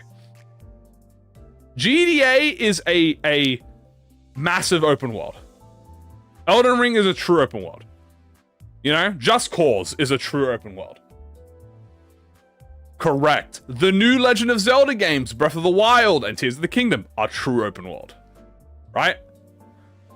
And Kim Ji-hoon hates those games. He does not like... Yeah, the best example for you is the old Zelda games and the new Zelda games. Breath of the Wild, Tears of the Kingdom are modern day open world. Any game before that is curated open world. And let me tell you, I can tell you, chat, by 1,000% curated open worlds are the best version. Okay? Curated open worlds where you have a handcrafted experience, right? And it's you know, the map is not too big, and you know, it's filled with life and, you know, purpose. That is the best. There's a difference between walking around in Hyrule Fields for the first time and then like walking around in Breath of the Wild. Now, Breath of the Wild, you're gonna get that cinematic experience, but then you realize there's nothing there. So it's fun. Korok, found me, and then a fucking like a random, you know, chest, and it's cool for the first time. You know, does it connect with me at all? Exactly, right? Now, I will admit, Tears of the Kingdom is a lot better, but it still has that open world problem. Are they just adventure games? No, because Ocarina of Time and Breath of the Wild are both adventure games, but one of them is way better than the other, and it's Ocarina of Time. Is the recapping done? No. We still have way more. We tangented a little bit, right? For the PS4 count as a curated open world? No. I would say Marvel Spider-Man is a pure open world. You want to know why it's a pure open world? The way you can tell something is a pure open world, guys, is if your objective in the open world is to go to A to B. And along the way, you have incredibly minor, like, side objectives that aren't even objectives, more like minor inconveniences. So, for Spider-Man, the story is amazing. But going to A to B, you're just kind of swinging through A to B, and you might see, like, a thug you have to fight, and then you go back on your path. That's what a open world is. A curated open world would be like, you have a map, but you can choose to go left, deal with all of that, and then you come back out in the middle, you go up a little bit, and then you find something, and then that takes you go right. Like, I'll give you an example. Ocarina of Time. You go up to Ocarina of Time, you enter Hyrule Field. Your first instinct is go to the castle. You go to the castle, you check it out, you go all of that. Maybe you come back out of the castle, you go check out you go check out the village. You go check out the village, you see the graveyard, so you go check the graveyard out. You think, oh, okay. You try to go up to the Doom Mountain, right? You can't go up to Doom Mountain, you go back out. Then you might check out, oh, you want to go adventure to Hyrule Lake, so you go check out Hyrule Lake, you see the big lake. You can go fishing in Hyrule Lake, so you go fishing in Hyrule Lake, come back out. You try to go to Gerudo Valley, it's blocked off, you go back to the castle, go back to see the princess, takes you around the back, you come back out, then you go back to the village. So you kind of see that instead of just going A to B and then minorly stopping, curated makes you kind of take a fucking wiggly worm, right? Like you're wiggling around, going back and forth and like exploring. You're actually exploring the game instead of just going A to B. With Spider-Man, you go A to B. Pretty much it, right? Like you're going A to B and there's a thug on the way and you go deal with the thug. And that's pretty much. Hyrule Field is better. It's better open world, but it still is. Because by definition of open world, you can go anywhere in Ocarina. You can go back to the forest, go check out the Lost Woods. That takes you to the Great Lake. You go from the Great Lake to the Goron Valley. You can go through, everything is connected, like in the forest. You can go, open world is definition by that. Dark Souls is another thing, but Dark Souls is also much more linear. Well, the original Dark Souls is not as linear. Same with Dark Souls 2. Dark Souls 3 is a lot more linear. Great Lake, Hyrule Lake. You wouldn't like Minecraft? So Minecraft is different because Minecraft is the open world. That is the game, right? It's not like you're playing Spider-Man and then playing Spider-Man is the open world game. When you play Minecraft, the whole thing about Minecraft is that you are going in there with the expectation that you are the adventure. You know what I'm saying? Like, you are going in there and you are the story. You tell the story. It is a sandbox game. It's not open world. It's a sandbox. Dark Souls is fairly linear. Dark Souls 1 has that linearness to it, but there is a lot of choice in Dark Souls 1 that you can go to. Like, you can explore. You can do things in different ways if you want to. You might have struggle with it, but you can. Gary's mod is next level. So Subnautica is curated as well. Yes, because Subnautica...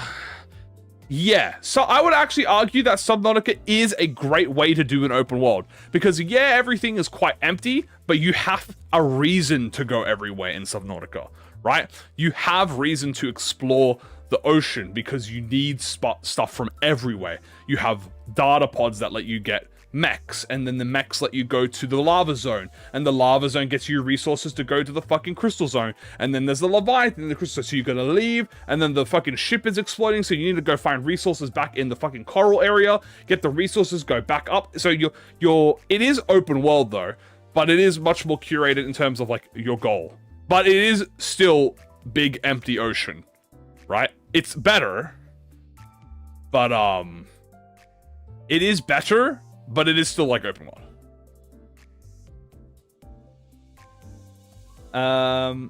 Yeah, and also the atmosphere of the ocean being like fucking void is kind of the point. The Power Project Moon. All right, so let's go back to it now, guys. So that's the explanation. I'm sorry. Let's go back to it because that's the explanation of the 3D action game. Now, let's talk about the office. Now, this is also important. Water break, hold on.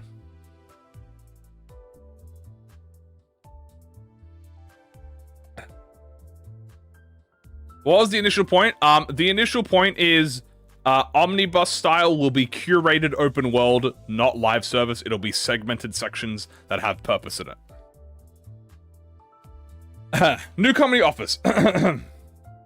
PM wants to move into the new company office by 2027. Around next year, PM will have paid back any outside investors, so he's unsure whether or not to build it quicker or wait longer to build it. How the employees want and ensure independence from outside investors. So, hello everyone. So, big thing about this. So, this is relevant to this previous topic because Kim Ji-hoon mentioned the bare minimum that they will begin to work on a new game will be when they move into the new office. Now, Kim Ji-hoon predicted that they would move into the new office around mid-2027. You want to know what else is mid-2027, guys? I'll give you a fucking small hint. It's called Nari Faust. Faust Kanto and Limbus Company will be around mid-2027. So, there is a theoretical possibility that if everything goes well and they move into their new office by mid-2027, they might take a small break from Limbus for like a month or so, or 3 weeks, to prepare the teams, and split the employee work. Because what they want is he wants to have around 100 employees by the time of 2027, right? So 100 employees by 2027, 50% of them will go to Limbus, 50% of them will go to the new game, okay? And that's kind of what they want. So they might use the ending of Infernum as like a small break for them to remanage the office and you know, split the teams up and work on that, right? Limbus is not over. But they'll use the... Because there's obviously Inferno, Paradiso, Purgatorio, Paradiso, right? So they are definitely going to at least... Because you got to remember, guys, Limbus for 10 years.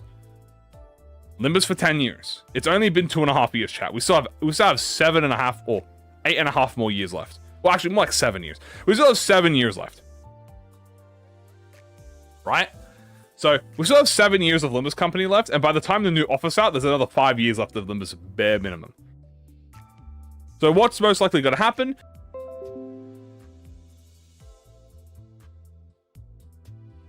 Seriously, man, what's going on?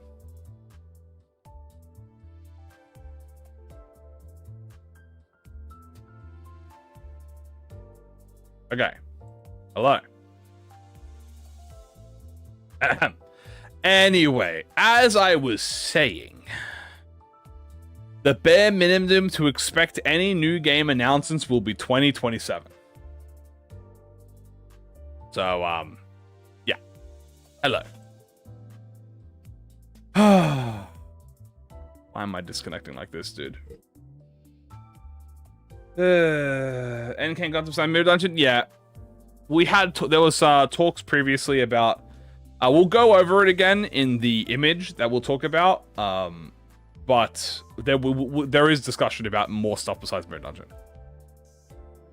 So here are the criteria for working with the new hire. So as I remember that we discussed about all of the employees being psychopaths, here is the rules they have to follow.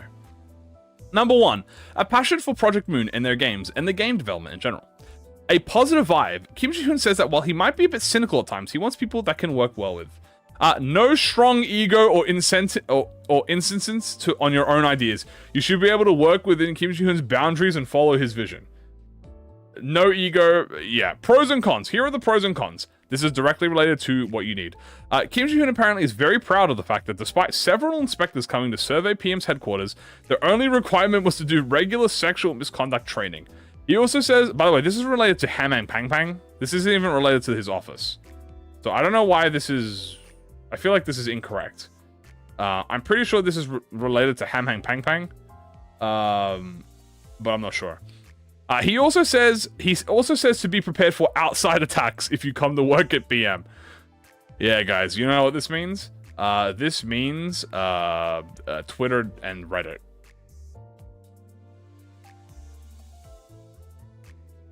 What is sexual misconduct training? Like, you know how you have to, you know when you like do a job for the first time and you have like those online training, this is online by the way, like online training courses. You know, you have to do like online training courses about like, you know, co-workers and harassment and stuff like that. Like it's just all etiquette, right? It's not them doing anything. This is Reddit and Twitter, pretty much. He says it be expected to be attacked from office raids. And here you go. They also have paid overtime, certain incentives, and paid leave. He says he doesn't want his employees to worry about their well-being. So, yeah. And what comes when a Limbus ID nerf happens? Yeah, pretty much. That is pretty much what they're saying. So, nothing ever happens, pretty much, right? And then we have something very interesting as well, which I am very excited for. We'll see if this works. Kim Ji-hoon wants to try doing bi-weekly streams. A stream every 2 weeks. Once Kano 9's development is done, in order to discuss and communicate changes and updates like the UI and the UX changes with both the community and his staff so they can give feedback. He says he doesn't want to stream too much because a game director streaming would be fun and addictive, and that it's stimulating and fatally cute, and that it may be a better idea to stream more often to get more people used to it. He also wants to play other games like on stream, like Getting Over It. So you guys know this. If he does bi-weekly streams, we will fucking be there. You know that, right? Like, if he does a bi-weekly stream, we will be live streaming it on the day, no matter what, watching him play. Especially if he does fucking Getting Over It. Doesn't matter. I'm a worry anyway. Getting Over It mentioned. Yeah, so this is incredibly good. This is like maximum communication. Now, you gotta remember, this is Korean communication. This is not English communication, at least not percent. A thing I kind of have to remind people about, and this comes with like greed. This is greed. This is a Korean game with a Korean audience. And if I had to compare the EN audience and the Korean audience, or the Asia audience, like Korea, Japan, Asia in English, the English audience is probably like 40% or like 35%. It's probably like 35-75 to you know, EN and KRJP. So, as a note, you know, be aware of that. Why is he like getting over it so much? I guess because it's suffering. It's like why, you know, it's like when I play like really difficult challenges that are like pain, you know, it's just like that, right? Like maybe he's a masochist. They're developing the AI translate. Yeah, they tried doing that and it sucked ass. So we're gonna be seeing that. But he gives up to nerf, but he has to nerf Mervaz. Yeah. Suffering builds character, I agree. So this will be insane because obviously we can discuss during it. And look, things like the UI and the UX, because obviously he knows that these are like very controversial. So I think this is great. Gives him more feedback, lets people, you know, lets people have a voice. Just look at Love Corp, true. He said the funny deep word. He said a lot of funny words. That implies that I am also a masochist? Well, I'm not a masochist, but everyone will say I'm a masochist. I just like difficulty, you know? I like when my game is hard and I have to overcome it, because the feeling of overcoming difficulty is like fucking crack cocaine. It's like adrenaline, you know what I'm saying? Or like, yeah, pretty much. So this will be awesome, W. And him, I mean, if he plays something like Getting Over It, it'll be really funny. About the entirety of Love Corp. And then we have the Shna Zhang Pass On, an original song. Kim Ji-yoon asked his SFX and music director to make a pass-on version and an original song with him. They booked a recording studio, but the development of Kano 9 was more important, so they've stopped its production for now. He says that if Kano 9 is delayed, he'll do the song. I really don't think Kano 9 will be delayed, personally. Speaking about that, guys, it's been an hour and a half, and we have not even discussed Kano 9. So let's discuss Kano 9, guys. Welcome to Season 7, the Kumo no Ito, Aka no Ito, the Spider Thread, Red Thread. Ooh, boy. Wow. Damn. Alright, let me just explain it. Damn. Damn. Damn, damn, damn. Explain why every time people say that, because that's my ego. I don't think about it. This is, yeah. Silent Hill F Kano, pretty much. This is fucking baddie, okay? This is goddamn... this is... My eyes are blessed right now. And there are some...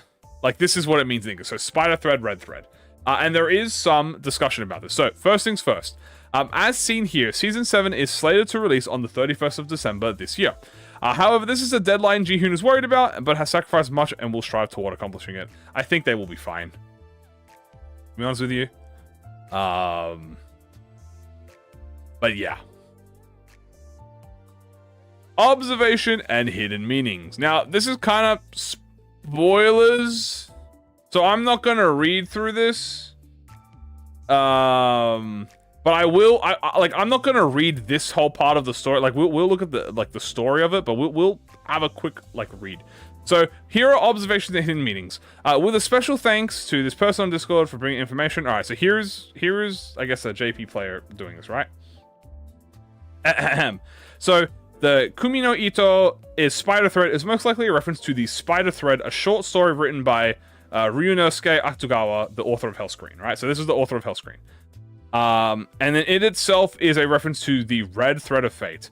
The Red Thread of Fate, also known as the Red Thread of Marriage, is a common belief in Chinese and Japanese mythology that two people connected by invisible red thread around the finger are fated to meet one another no matter what crosses their path, as they are their one true love.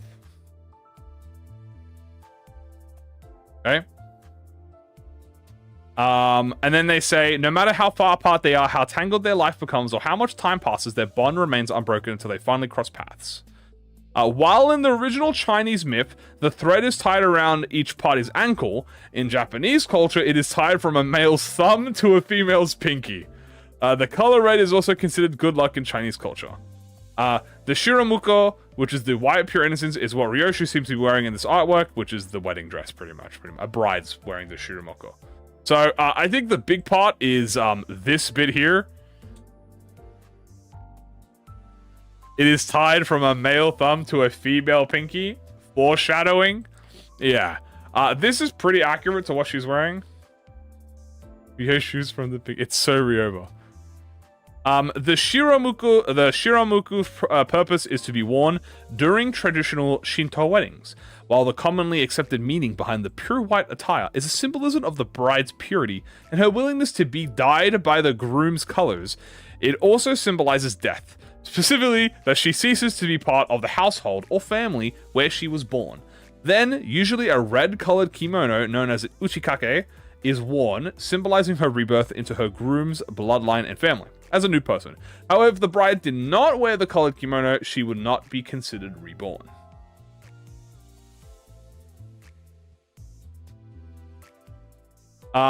Most definitely not Leihang. So, how do we know it's not Leihang?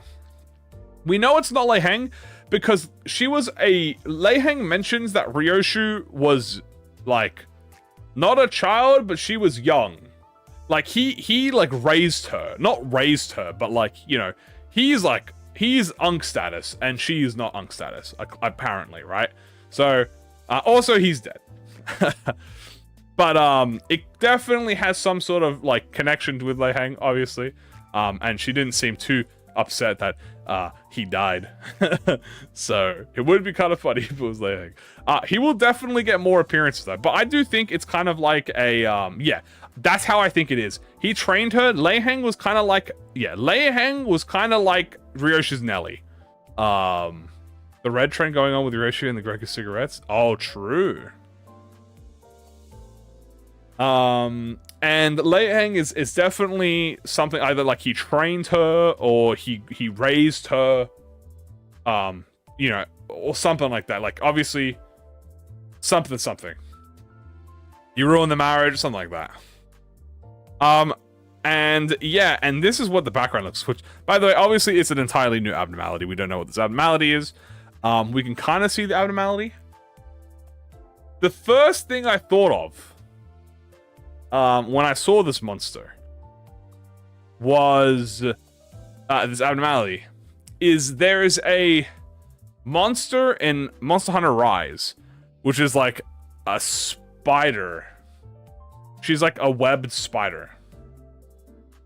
And it reminded me of her. Now I don't remember her name. I'm gonna quickly Google her real quick. The Borrowing Heaven? No, this is not the Borrowing Heaven. Image Rise. Her name was Raknakadaki. Yeah, Raknakadaki. She kind of gave me that Raknakadaki vibe.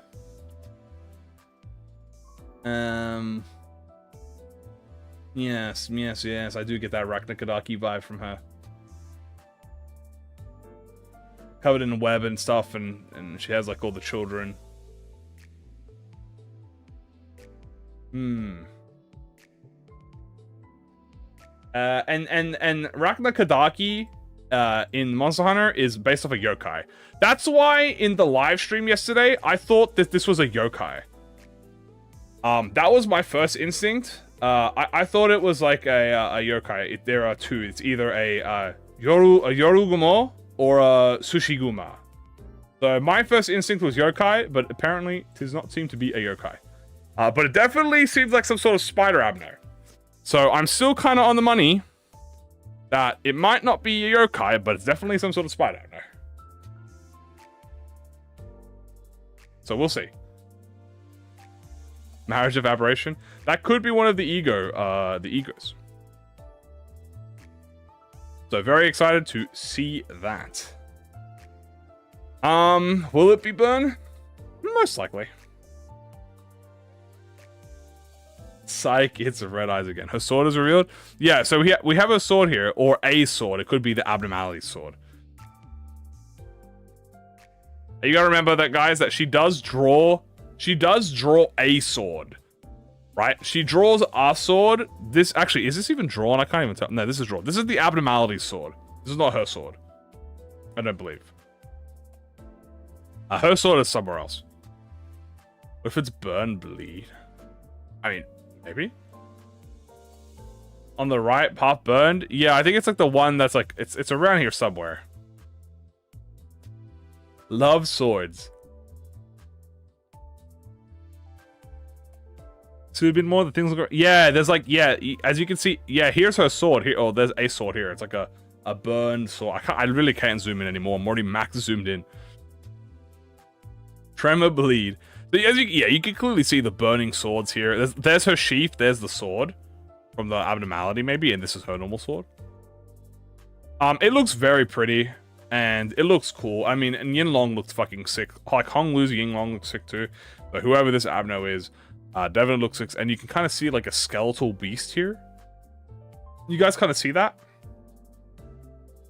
This is the eye. And then you can see some kind of bones.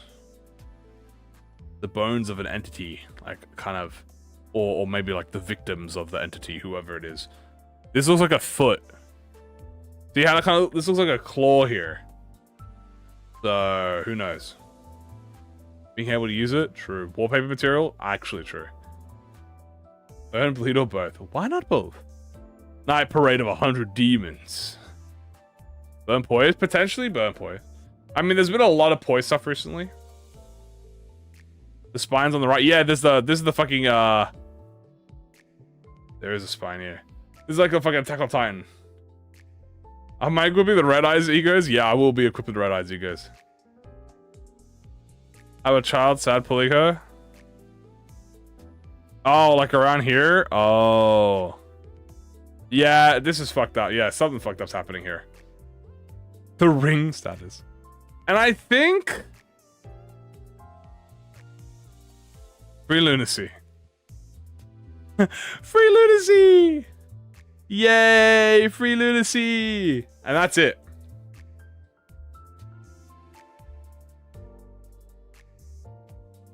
Go claim it. 1300 lunacy. And that's it. That's the document. So this is the document, but we not only have a document, we have more. Someone has made a bit of a micro visual here. As you can see, a little mini roadmap. That's a lot easier to read in terms of like scheduling. Like it has assumed dates. All of this is assumed, by the way. So we go from the document right to this bad boy, which is the roadmap, and we can actually zoom in on this and like look at the dates and stuff. So we will be looking at this as well. Let me just hide this for now, but we will be looking at that. And we're gonna close the main Google document for now, because the main Google document is done. There's nothing more on the Google document, and everything else now we'll discuss. We'll be using the mini fan-made roadmap. Am I gonna be configuration executor on my ticket image? Maybe. I do like I kind of like the idea of following it. I didn't really do that for Sancho though. But we'll see. I really do like having Lord Lu though. Got executed. Now can I draw the green market? Yeah, I can draw the green market now, guys. Hold on.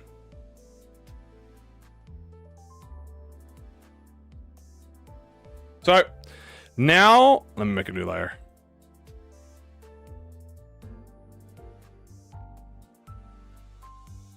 We can draw. Woohoo! That's a bit thick. Hold on. A bit thick. Much better. There you go. That's good. Do you guys think that's a good thickness?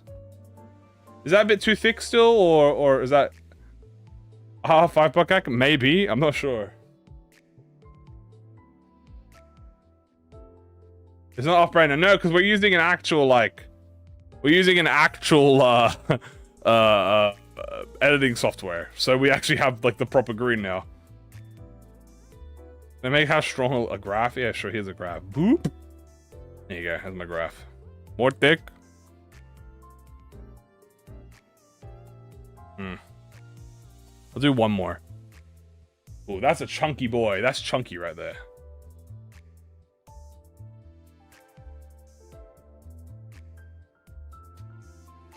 That is chunky. I'm gonna do one more or less. All right. So anyway, NX. You want 10 pixels? This is 10 pixels, guys. Look how thick 10 pixels is. Like, too thick. Look at that. That's far too large. I'll go with 5 pixels. 5 pixels is a bit, you know. I'd still think 5 pixels is a bit thick, but we'll go with this. Anyway. So here is a custom made. This is not official. I'm going to put up here. Not...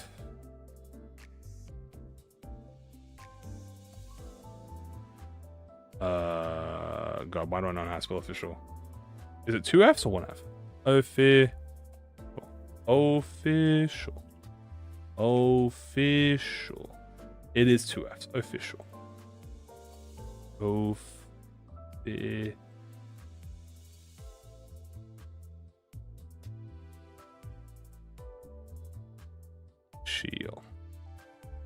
Official.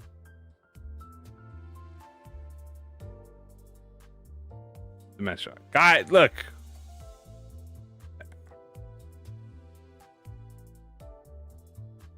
It's fine.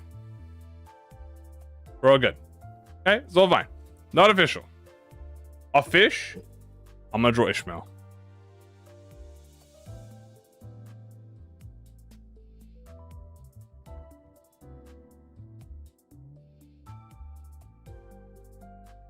Hold on.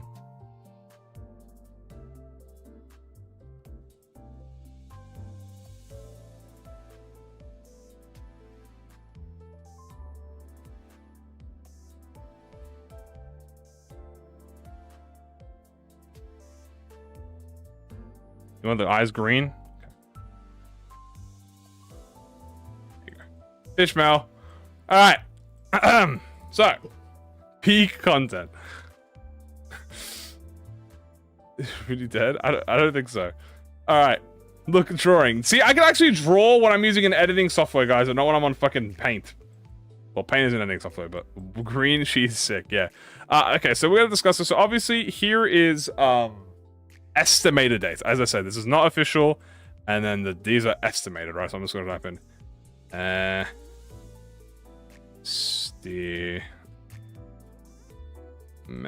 estimates. These are all estimates, okay? So obviously we've just had the Walpurga, so we can cross that out. So, fish one's a harpoon.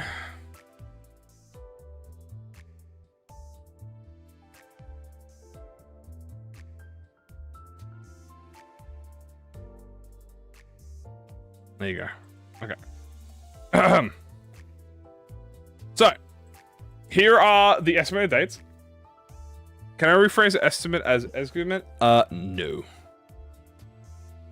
Rather not. I did. The not's at the bottom there. You can see it. Untimed? Yippee! Alright, so 11/20, this is next week.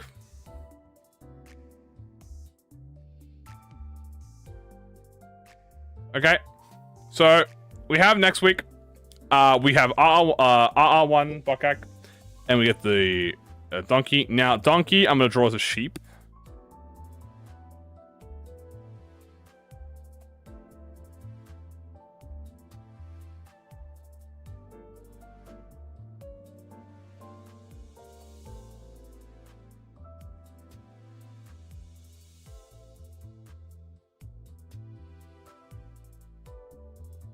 So there's Don Quixote, and then we have a rooster, which I'll draw as a...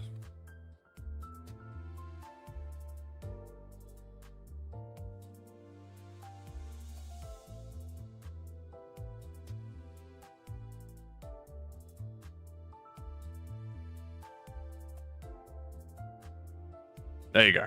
So we got Sheep Dawn, very EP. This is the EP, I should mention. And then we got the Caw.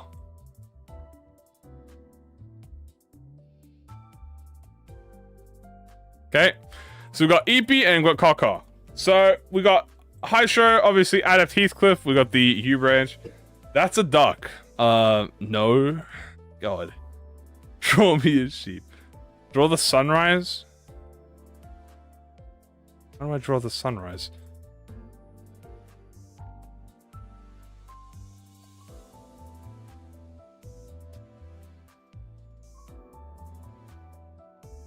No, I'm not doing that. Anyway. What I just drawing? Well, we're discussing the roadmap. What is a drawing stream? Well, I need a little bit of stimuli.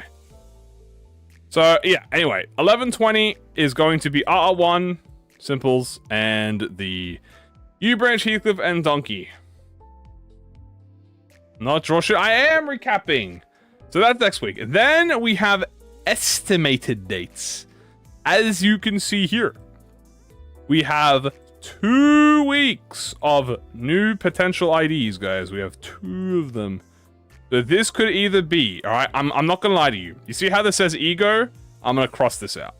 I don't think there will be any ego in Season 6. The last day of December. I genuinely don't believe there will be any ego. So this will be after this, right? So this is the week after, okay? This is 2 weeks after, right? So 2 weeks after, I'm just going to say 2W. Okay. I don't think there's going to be any ego. I think it'll either be 2 ID or it's going to be 4 ID. Or, I guess, 3 ID. To be fair. So, it's either that. That's how I think. Because it could either be a double banner or a seasonal banner or... because you got to remember, typically the last banner is... typically... the last ID banner will be for Ryo, like for the consider to get stuff. So it's definitely going to be like Ryoshu. And maybe... I don't know. Maybe Mersault. But I think I'm going with my gut and I'm going to go with 3 IDs. One of them could be a high show. We don't know. Then we also have Dante Notes. Yay! Dante Notes. Lore. Lore. We got lore. Be awesome. Well, Honglu did get an ID right before kind of wait. Yeah. So, most likely, you know, something to help with it. Will the last ID banner last season? I don't know. That I won't read. Don't worry, guys, because I will read them. That's right, me. I will read this. And let me even draw my... There you go. That's my hat. It's a bit... Hold on.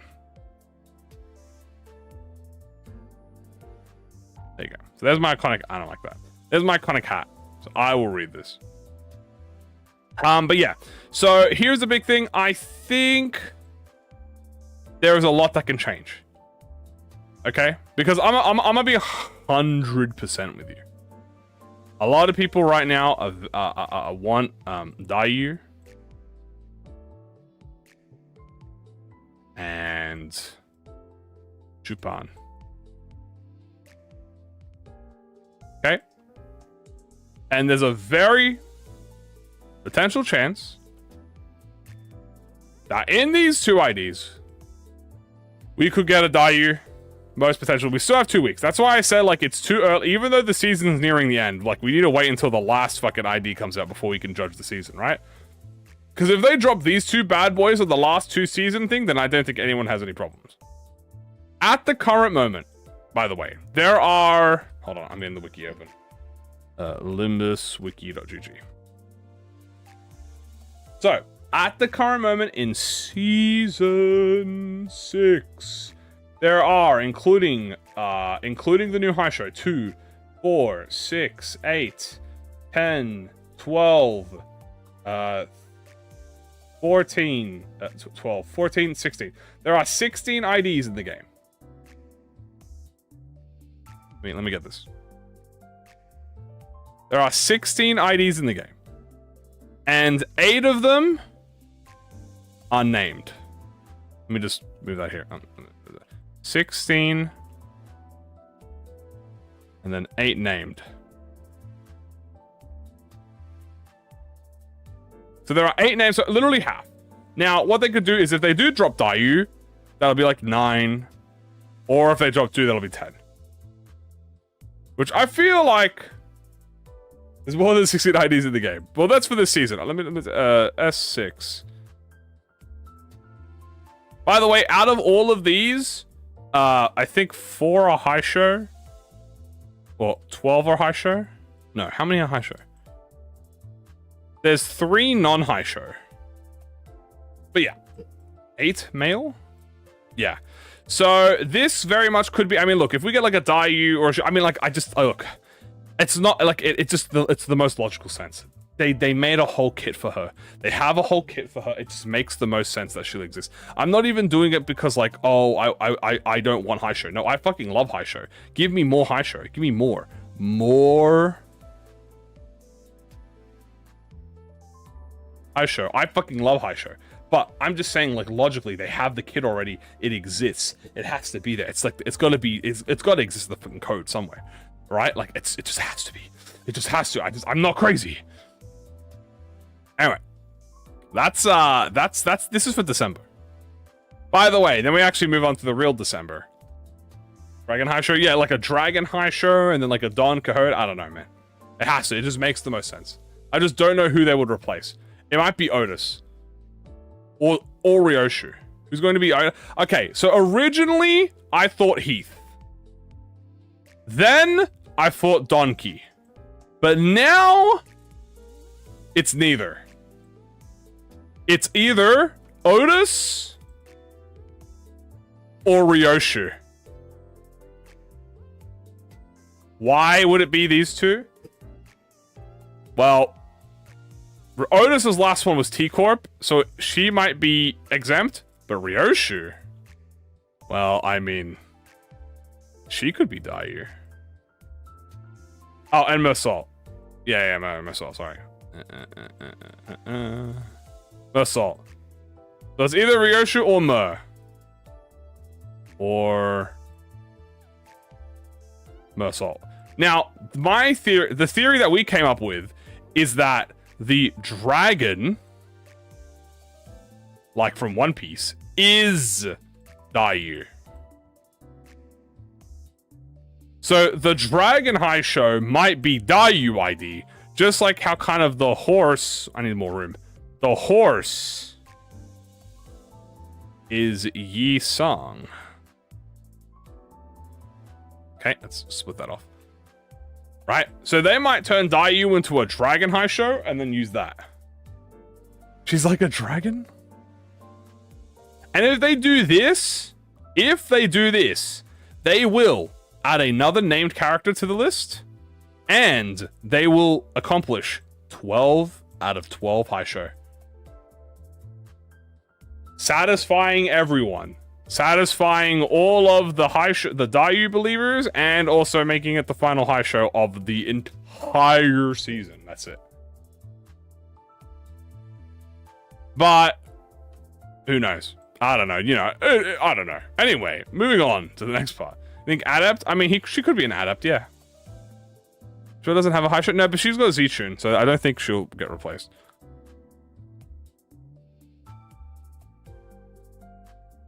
It was actually a horse, but Dayu was always a human. I mean, yeah, but they could do Mirror World shenanigans. So, who knows? Is Honglu's on high show? Yeah, Honglu's on a high show, and Z-Tune is on a high show, so... Ishmael's a high show? I mean, maybe. I don't think... See, the thing is, I don't know. Maybe they'll do Ishmael's as a high show, but I think... I don't know. I don't think... I'm gonna do this. I do not think high show. I do not think Fishmail will be a high show, personally. Then we have, yeah, and I'm not including Inavalo, by the way. This is just S6. I need to be clear. This does not include any Inavalo. This is just S6. Now, obviously we have the Unsevering. Oh, what a name, by the way. What a goated ass name. Upside 5? Probably not. A clean 10 would also work, yeah. So this will be on New Year's, where we're going to draw like New Year's. Yay! Oh, hold on. Yay! Woo! We will be live on New Year's. We will be there. Okay? We will be here 100%. Okay? So, we have the Kuma no Ito, Akane Ito, the red string. Obviously, we have Kano 1.1, a new ID is going to come out, and the Season 7 Battle Pass. Hetang. Unsevering love for the soldier who laughed and got executed. Do you guys think Ryoshu made up her backstory that shows who we'd feel bad? Do you think Ryoshu is law? Man, fix that L. Do you guys think she just made up her backstory so that we'd feel that? Feel. She's like, no, I would never slander her. But I am just gonna say she made up her backstory so that everyone would feel bad for her. She's love. True.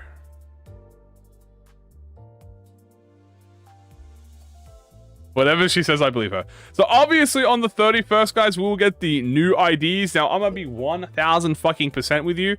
I have no fucking clue what these are. I didn't know what the fuck the high show. We didn't know what the fuck the high show were when they came out, right? So we've got no fucking clue what the hell these could be. My best bet is maybe it's a syndicate. Maybe. Like a syndicate. Don't mind the horrid ass fucking handwriting there. Could be, maybe. I don't know. I am personally a fan of winning to see the index. That would be cool. But no clue. We also don't know how many battle pass ego there's going to be. Like, there's probably going to be, let's see, how many was it this season? It was 4 this season, wasn't it? We had Lasso. Tears. Is that it? Hold on, I'm tripping.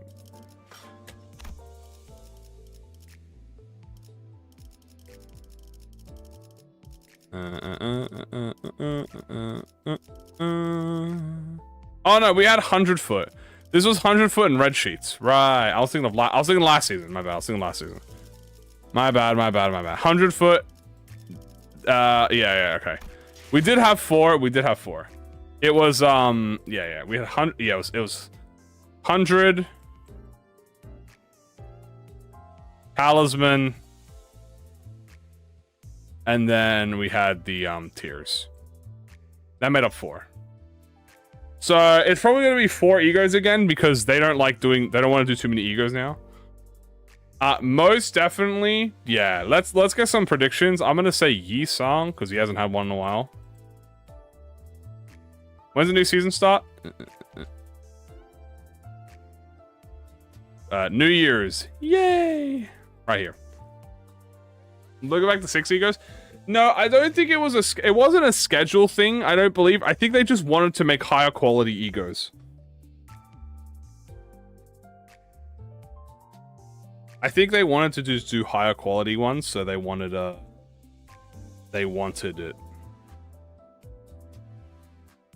Of course. But yeah, no idea. I mean, like Yi Sang, I think definitely could use one. I'm just gonna type in Song for short. Sang, Roja. I mean, Roja got Hex now last season, so I don't think she'll get it. Gregor, maybe. I don't know. Who else? Donkey got one. Foul? No, Faust got Halasso. Mer got Yearning. Heath got Binds. Otis got Binds on season 4. Sinclair got it. Ishmael just got hers. You know, I could just look. So Yusang, Faust got hers, Donkey got hers, Ryoshi's gonna have a battle pass, Mersault has Yearning, Honglu got his Tears, Heathcliff got Binds, Ishmael got 100 Foot, Ryoshi got, Roger got X-Nail, Sinclair got Tears, Otis got Binds, and Gregor got nothing. Alright, so I'm gonna go with Gregor and Otis.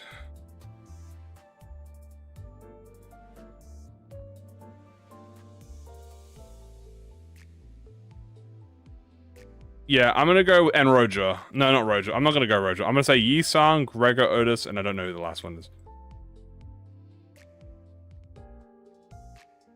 And yeah, I'm doing Battle Pass Ego. So that's this. So that's now we're going into theoretical territory. So now, as you can see here, this is a week after Kano 9 comes out. So this is into 2026. I should mark this out. 2026. We'll have main story update part 2, new ID, main story season 2, new ego, Kano 9, part 3, new ID, season 3, new ego. No clue. Will it be Aleph? No. Aisha Ishmael being a GMU? Probably 0. But this is all theoretical. So we don't know if this is, you know, legit. We don't know, but I mean, logic dictates if it does come out, then it'll obviously be 1 week after another. We don't know what these are. Obviously, probably syndicates, but we'll put a question mark.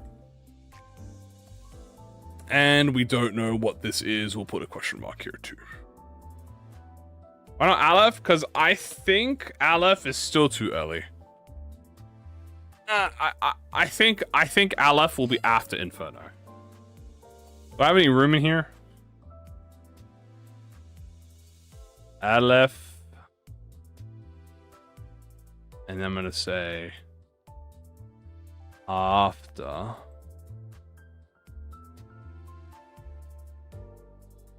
Inferno. That's what I think. Aleph after Inferno. Crush Bounds a WoW? I mean, he might just get 3 WoWs. Potentially. Vista's already in the game. Go to bed. Good luck. With barely grey ones. Yeah, like, ALFs are super big. I don't think they're going to deal with any ALFs for a while. So this is, obviously, January will be the Kanto 9 experience. And then February. So here is the first part of February. We get... Excuse me. We get the UI adjustment. Obviously, we are here. And we get to talk about the UI.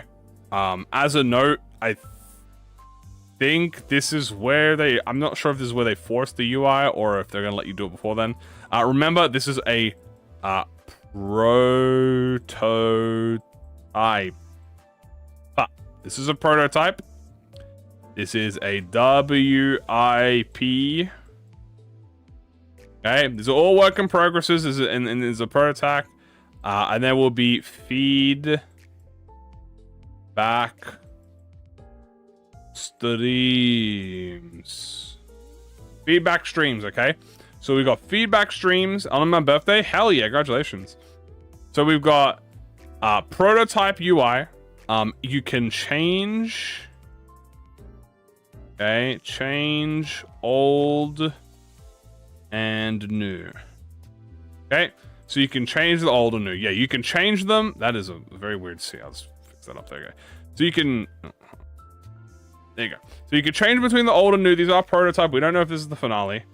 What's wrong with the current one? I mean, nothing's wrong with the current one. But they want it. He wants to update it to make it a bit more in line with what his vision is. Because you got to remember, the previous, like, okay, so here's the thing, right?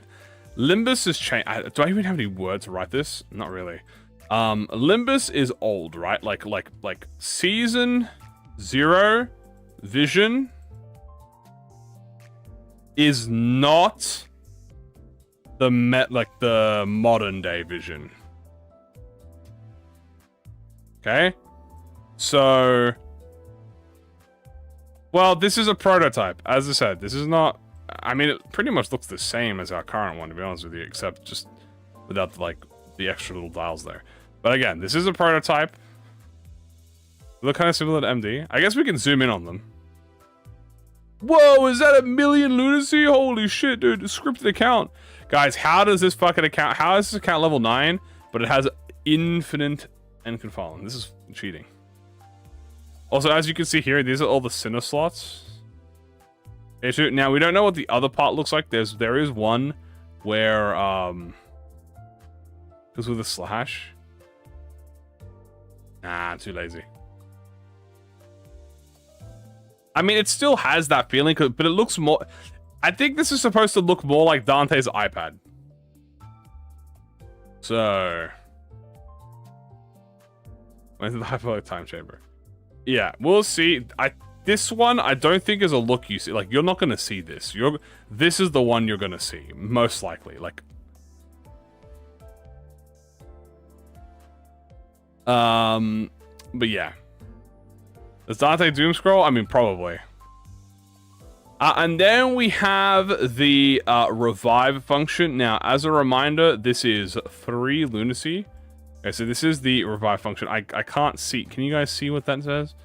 I think that says something like... hold on. I think I can read it. I think it says... Limbillion. Oh. A little bit. Limbillion.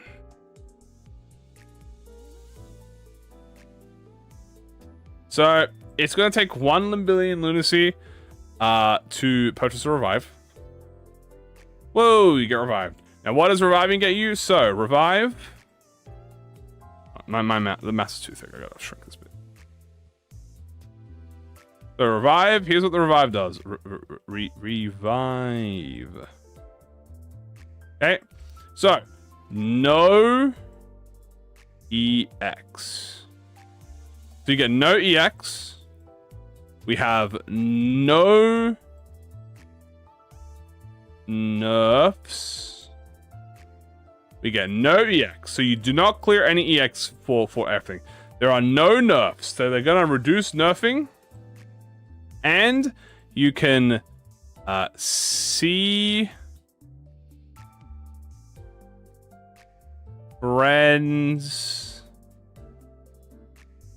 stage load out.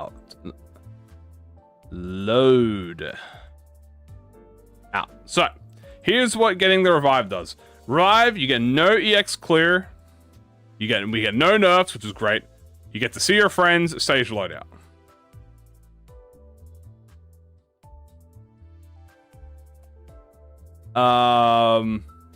Also, what is this team?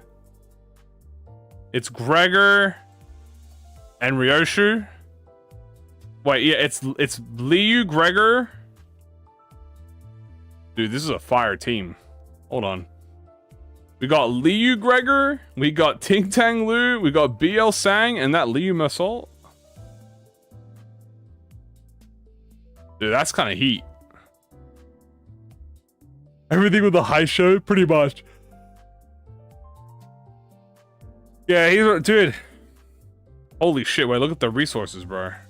Guys, I think this might be a hacked client. Guys, I don't want to say anything, but I think this is hacked.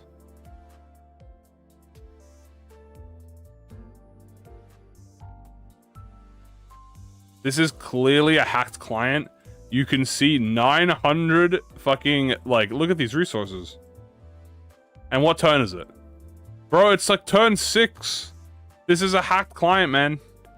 What a team know our director would never? I'm sorry, guys, but this is a hacked client. That's not an H, that's a K. See? This is a H.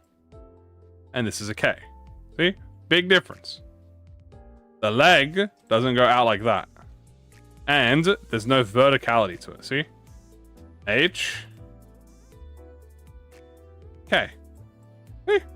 Big difference. And that's okay. Something like that. Oh, wow. Okay. Will you use that many scenery resources anyway? I don't know. Does he even have an ego equipped? No, he has no ego equipped. But funny if the regular team shows people doing solos. The ZSTK.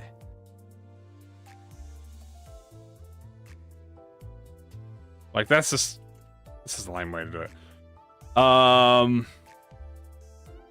So yeah, that's the revive mechanic.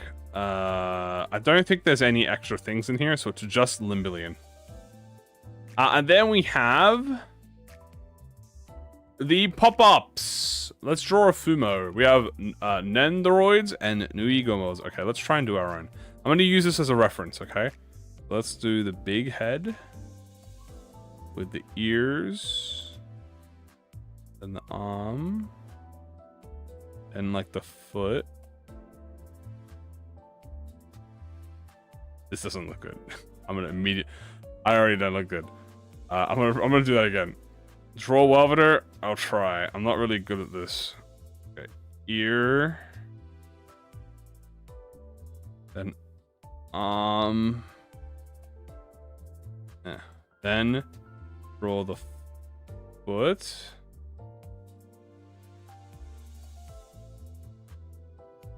Okay, hold on. Wait, I might be actually hella good at this. Hold on. Then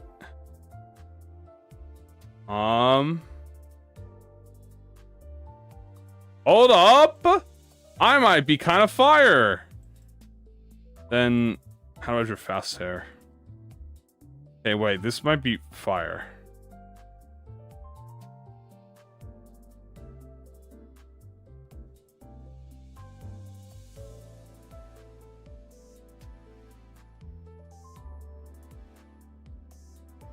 I don't know what this is. Welcome to hair, I guess.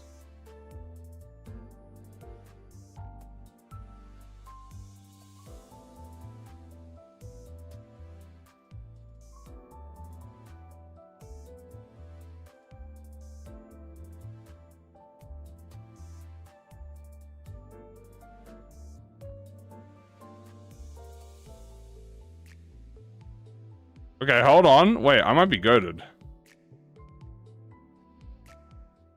That's creepy, dude. What the hell?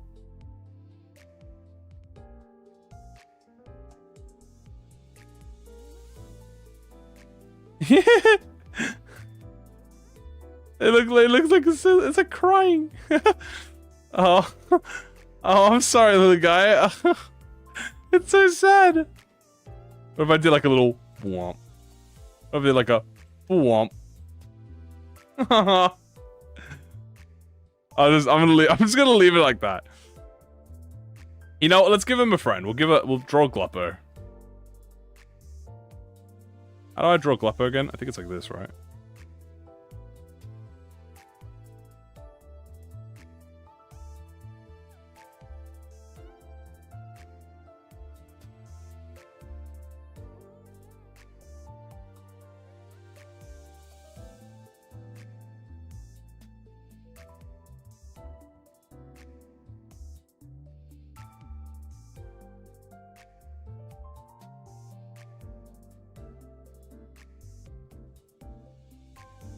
There. I drew a friend. We made the right abnormality. Oh, class with the. He got that thing. He got some shoes on though, dude. He got some. Why you got that shit on though? I ain't gonna lie to you.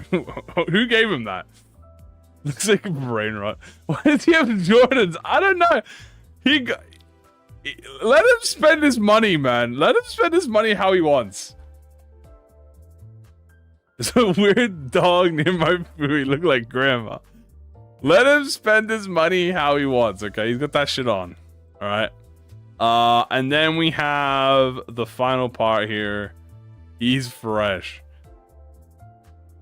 And then we have this final part, which is the future plans, which is the orchestra, which I don't remember how to draw the... How do you draw the ensemble? Hold on, I'm gonna look at this. Reverb Ensemble Library. How do you draw that logo?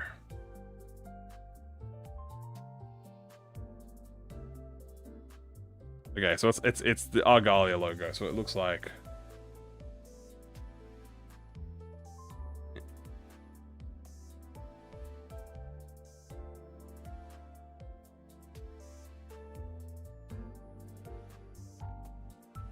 Okay, hold on. I'm kind of goated with the source. I ain't gonna lie to you. And then it has like a bunch of like wiggly bits to it, like woo, woo, and like whoa, whoa, whoa, whoa, and then like a little woo. Okay, there's the Reverb Ensemble logo. I should probably draw this bit in. Hold on, let me just follow this in.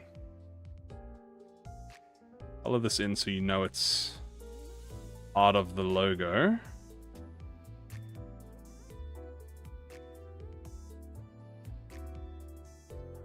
There's a blade there. Hold on, wait, my reverb ensemble logo actually kind of looking kind of good though. I ain't gonna lie to you. Okay, hold on. That's not a bad reverb ensemble, dude. That's not a bad reverb ensemble. We got the 3D RPG, which I guess I'll just 3D. Why'd I do my 3 like that? Oh, you know what I should do? I'm gonna make 3D.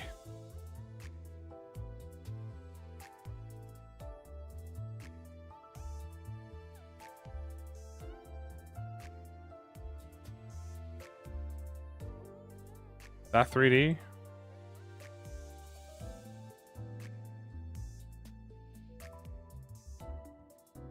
That's kind of, yeah, that's kind of 3D. This one should be way easier because I can just do internally like this.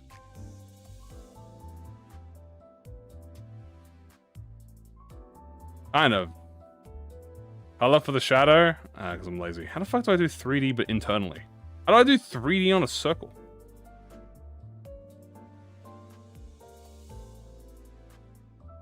Yeah, good enough. Silent orchestra.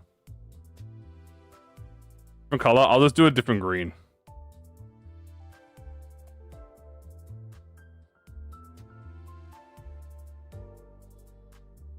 That kind of works.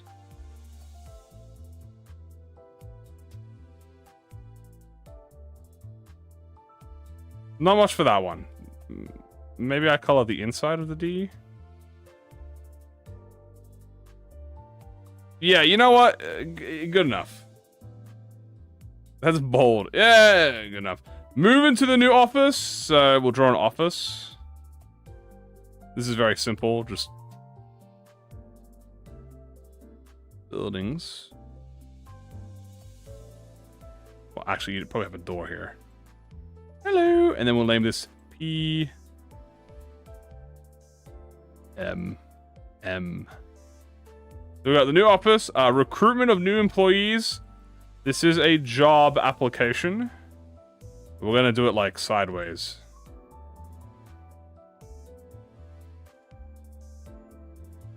We got job application. I don't think you know how shadows work. Well, I don't think you know how your face works. How about that? We'll progress every 2 months. This D is a small D inside of it. A job I know, this is the most scary thing in the world.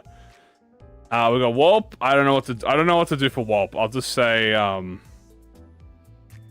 yay. I'll say yay. New content, burst rotation. Oh, this is super. I'm gonna draw like a Super Saiyan.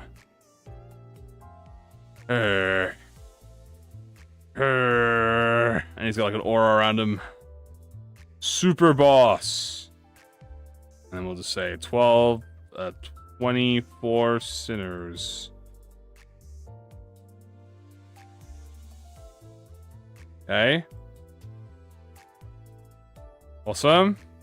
Something similar to MD, but more roguelike. I'm just gonna draw Kirby.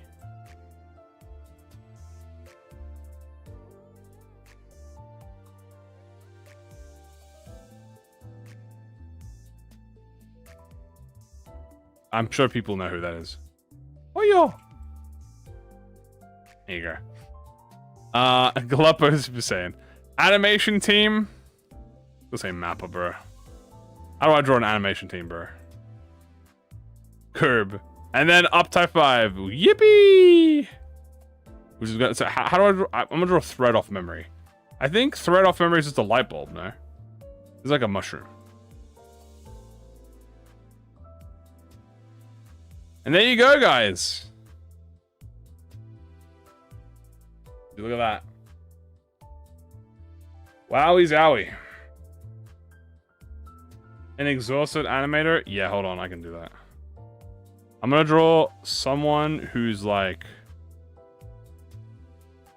has thread inside of it. I'm gonna draw someone who's working, but their leg is chained up. There you go.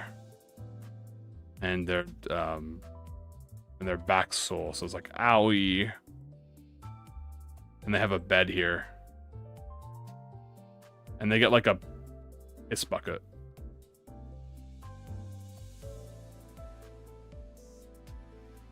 There you go. Draw a lock and chain. They're in the basement. Yeah. I got the chain here. Then we'll do like a little lock symbol. They're trapped in the basement. There we go. Why is the table backwards? Well, this is like a drawing thing. There you go. This is like the bed. You get a bucket here too. Okay, not bad. I don't know how to draw thread. I have something like this. I'll look like that. So this would art stream real quick. Oh Jesus, it's a spray brush. I don't want that. So here is the finished product, in case you guys are interested. Let me zoom out a little bit. There you go. There's the finished tampering.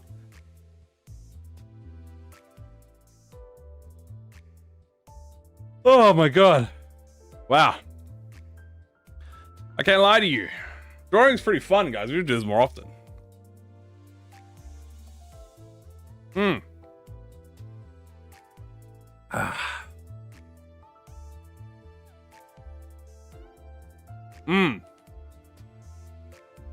Sign it? Where do I even sign it? I'll do it up here.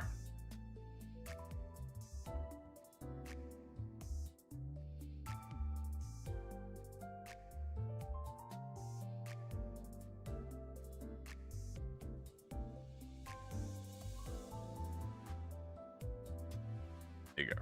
Right above Fishmail. Ask Allie for lessons. Dude, I think if Allie saw this, dude, she would be banging. If Allie saw this right now, dude, she would be freaking banging. It would be like W. Boring signature. What the fuck do you want me to do with my signature? I don't have a signature. What do I do with my signature then? Do I just do like a... No, I'll just... You know what? You want my signature? Yeah, get my hat.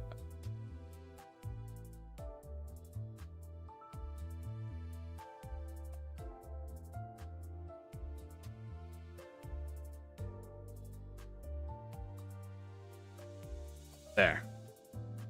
There's my signature. Get a hat. Doesn't really have it. I don't really like this bit here. Ah, what the hell?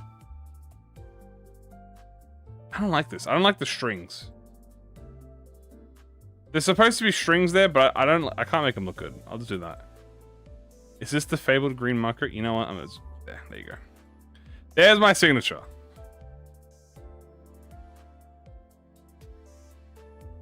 Took a spinning top. Yeah, there you go. It's a Beyblade. The highest show immediately down. Triangle. Yeah, but it's bent, so it's fine. I'll put like a black... I'll put one stripe through it, like... There you go. Technically, it should be more like this.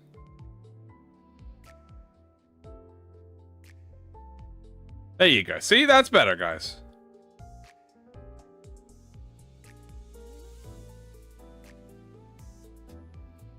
There you go. See, that's not bad. Stole Kim's drip. I'm Borrowing the green marker. Can I draw a Tribute Fluff Dom from the teaser?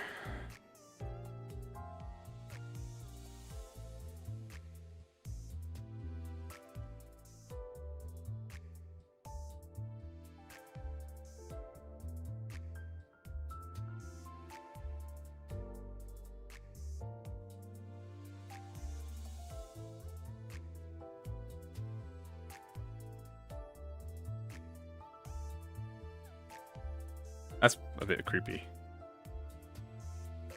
There you go. I don't actually know if she has horns. I just kind of assumed she had horns. I know she has like a coat on, so it's like.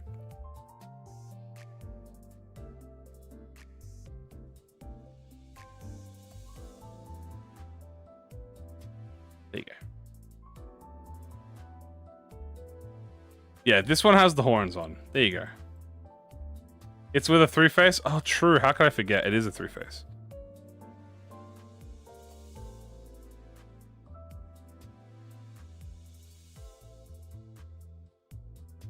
I want to draw like twinkling eyes. I can't really draw twinkling eyes, so I'll just do this. There you go.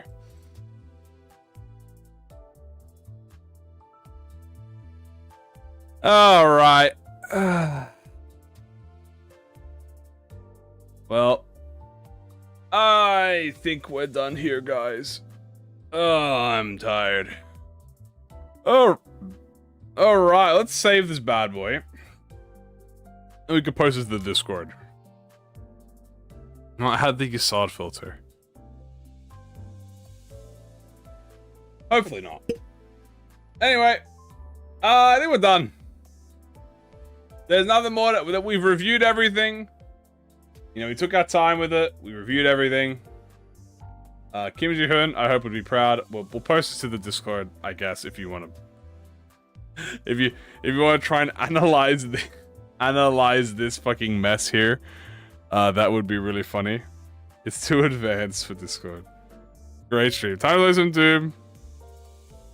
No run tonight? No. Today was entirely talking about the recap. No run for today. Tomorrow or the day after we'll do a recap. Tomorrow we'll do a gameplay thing. We'll see what we do tomorrow. Either tomorrow we extreme or we do something else. I might have something planned for tomorrow. Or I might not. So you'll see. But yeah, that's gonna be it for now, guys. Well, yeah, we pretty much yapped for 3 hours, and I'm happy with that. So, to do my modules, yeah, I'll do that. Here, actually, you know what? Let's do this now before I forget.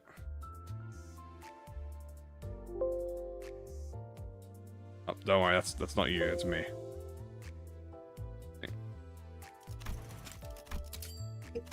Can I add the Dawn trailer? We did that yesterday. If you want to see that, you have to look through yesterday. Or next time we see it. But, play my way? No. Alright, tonight we're ending now, guys.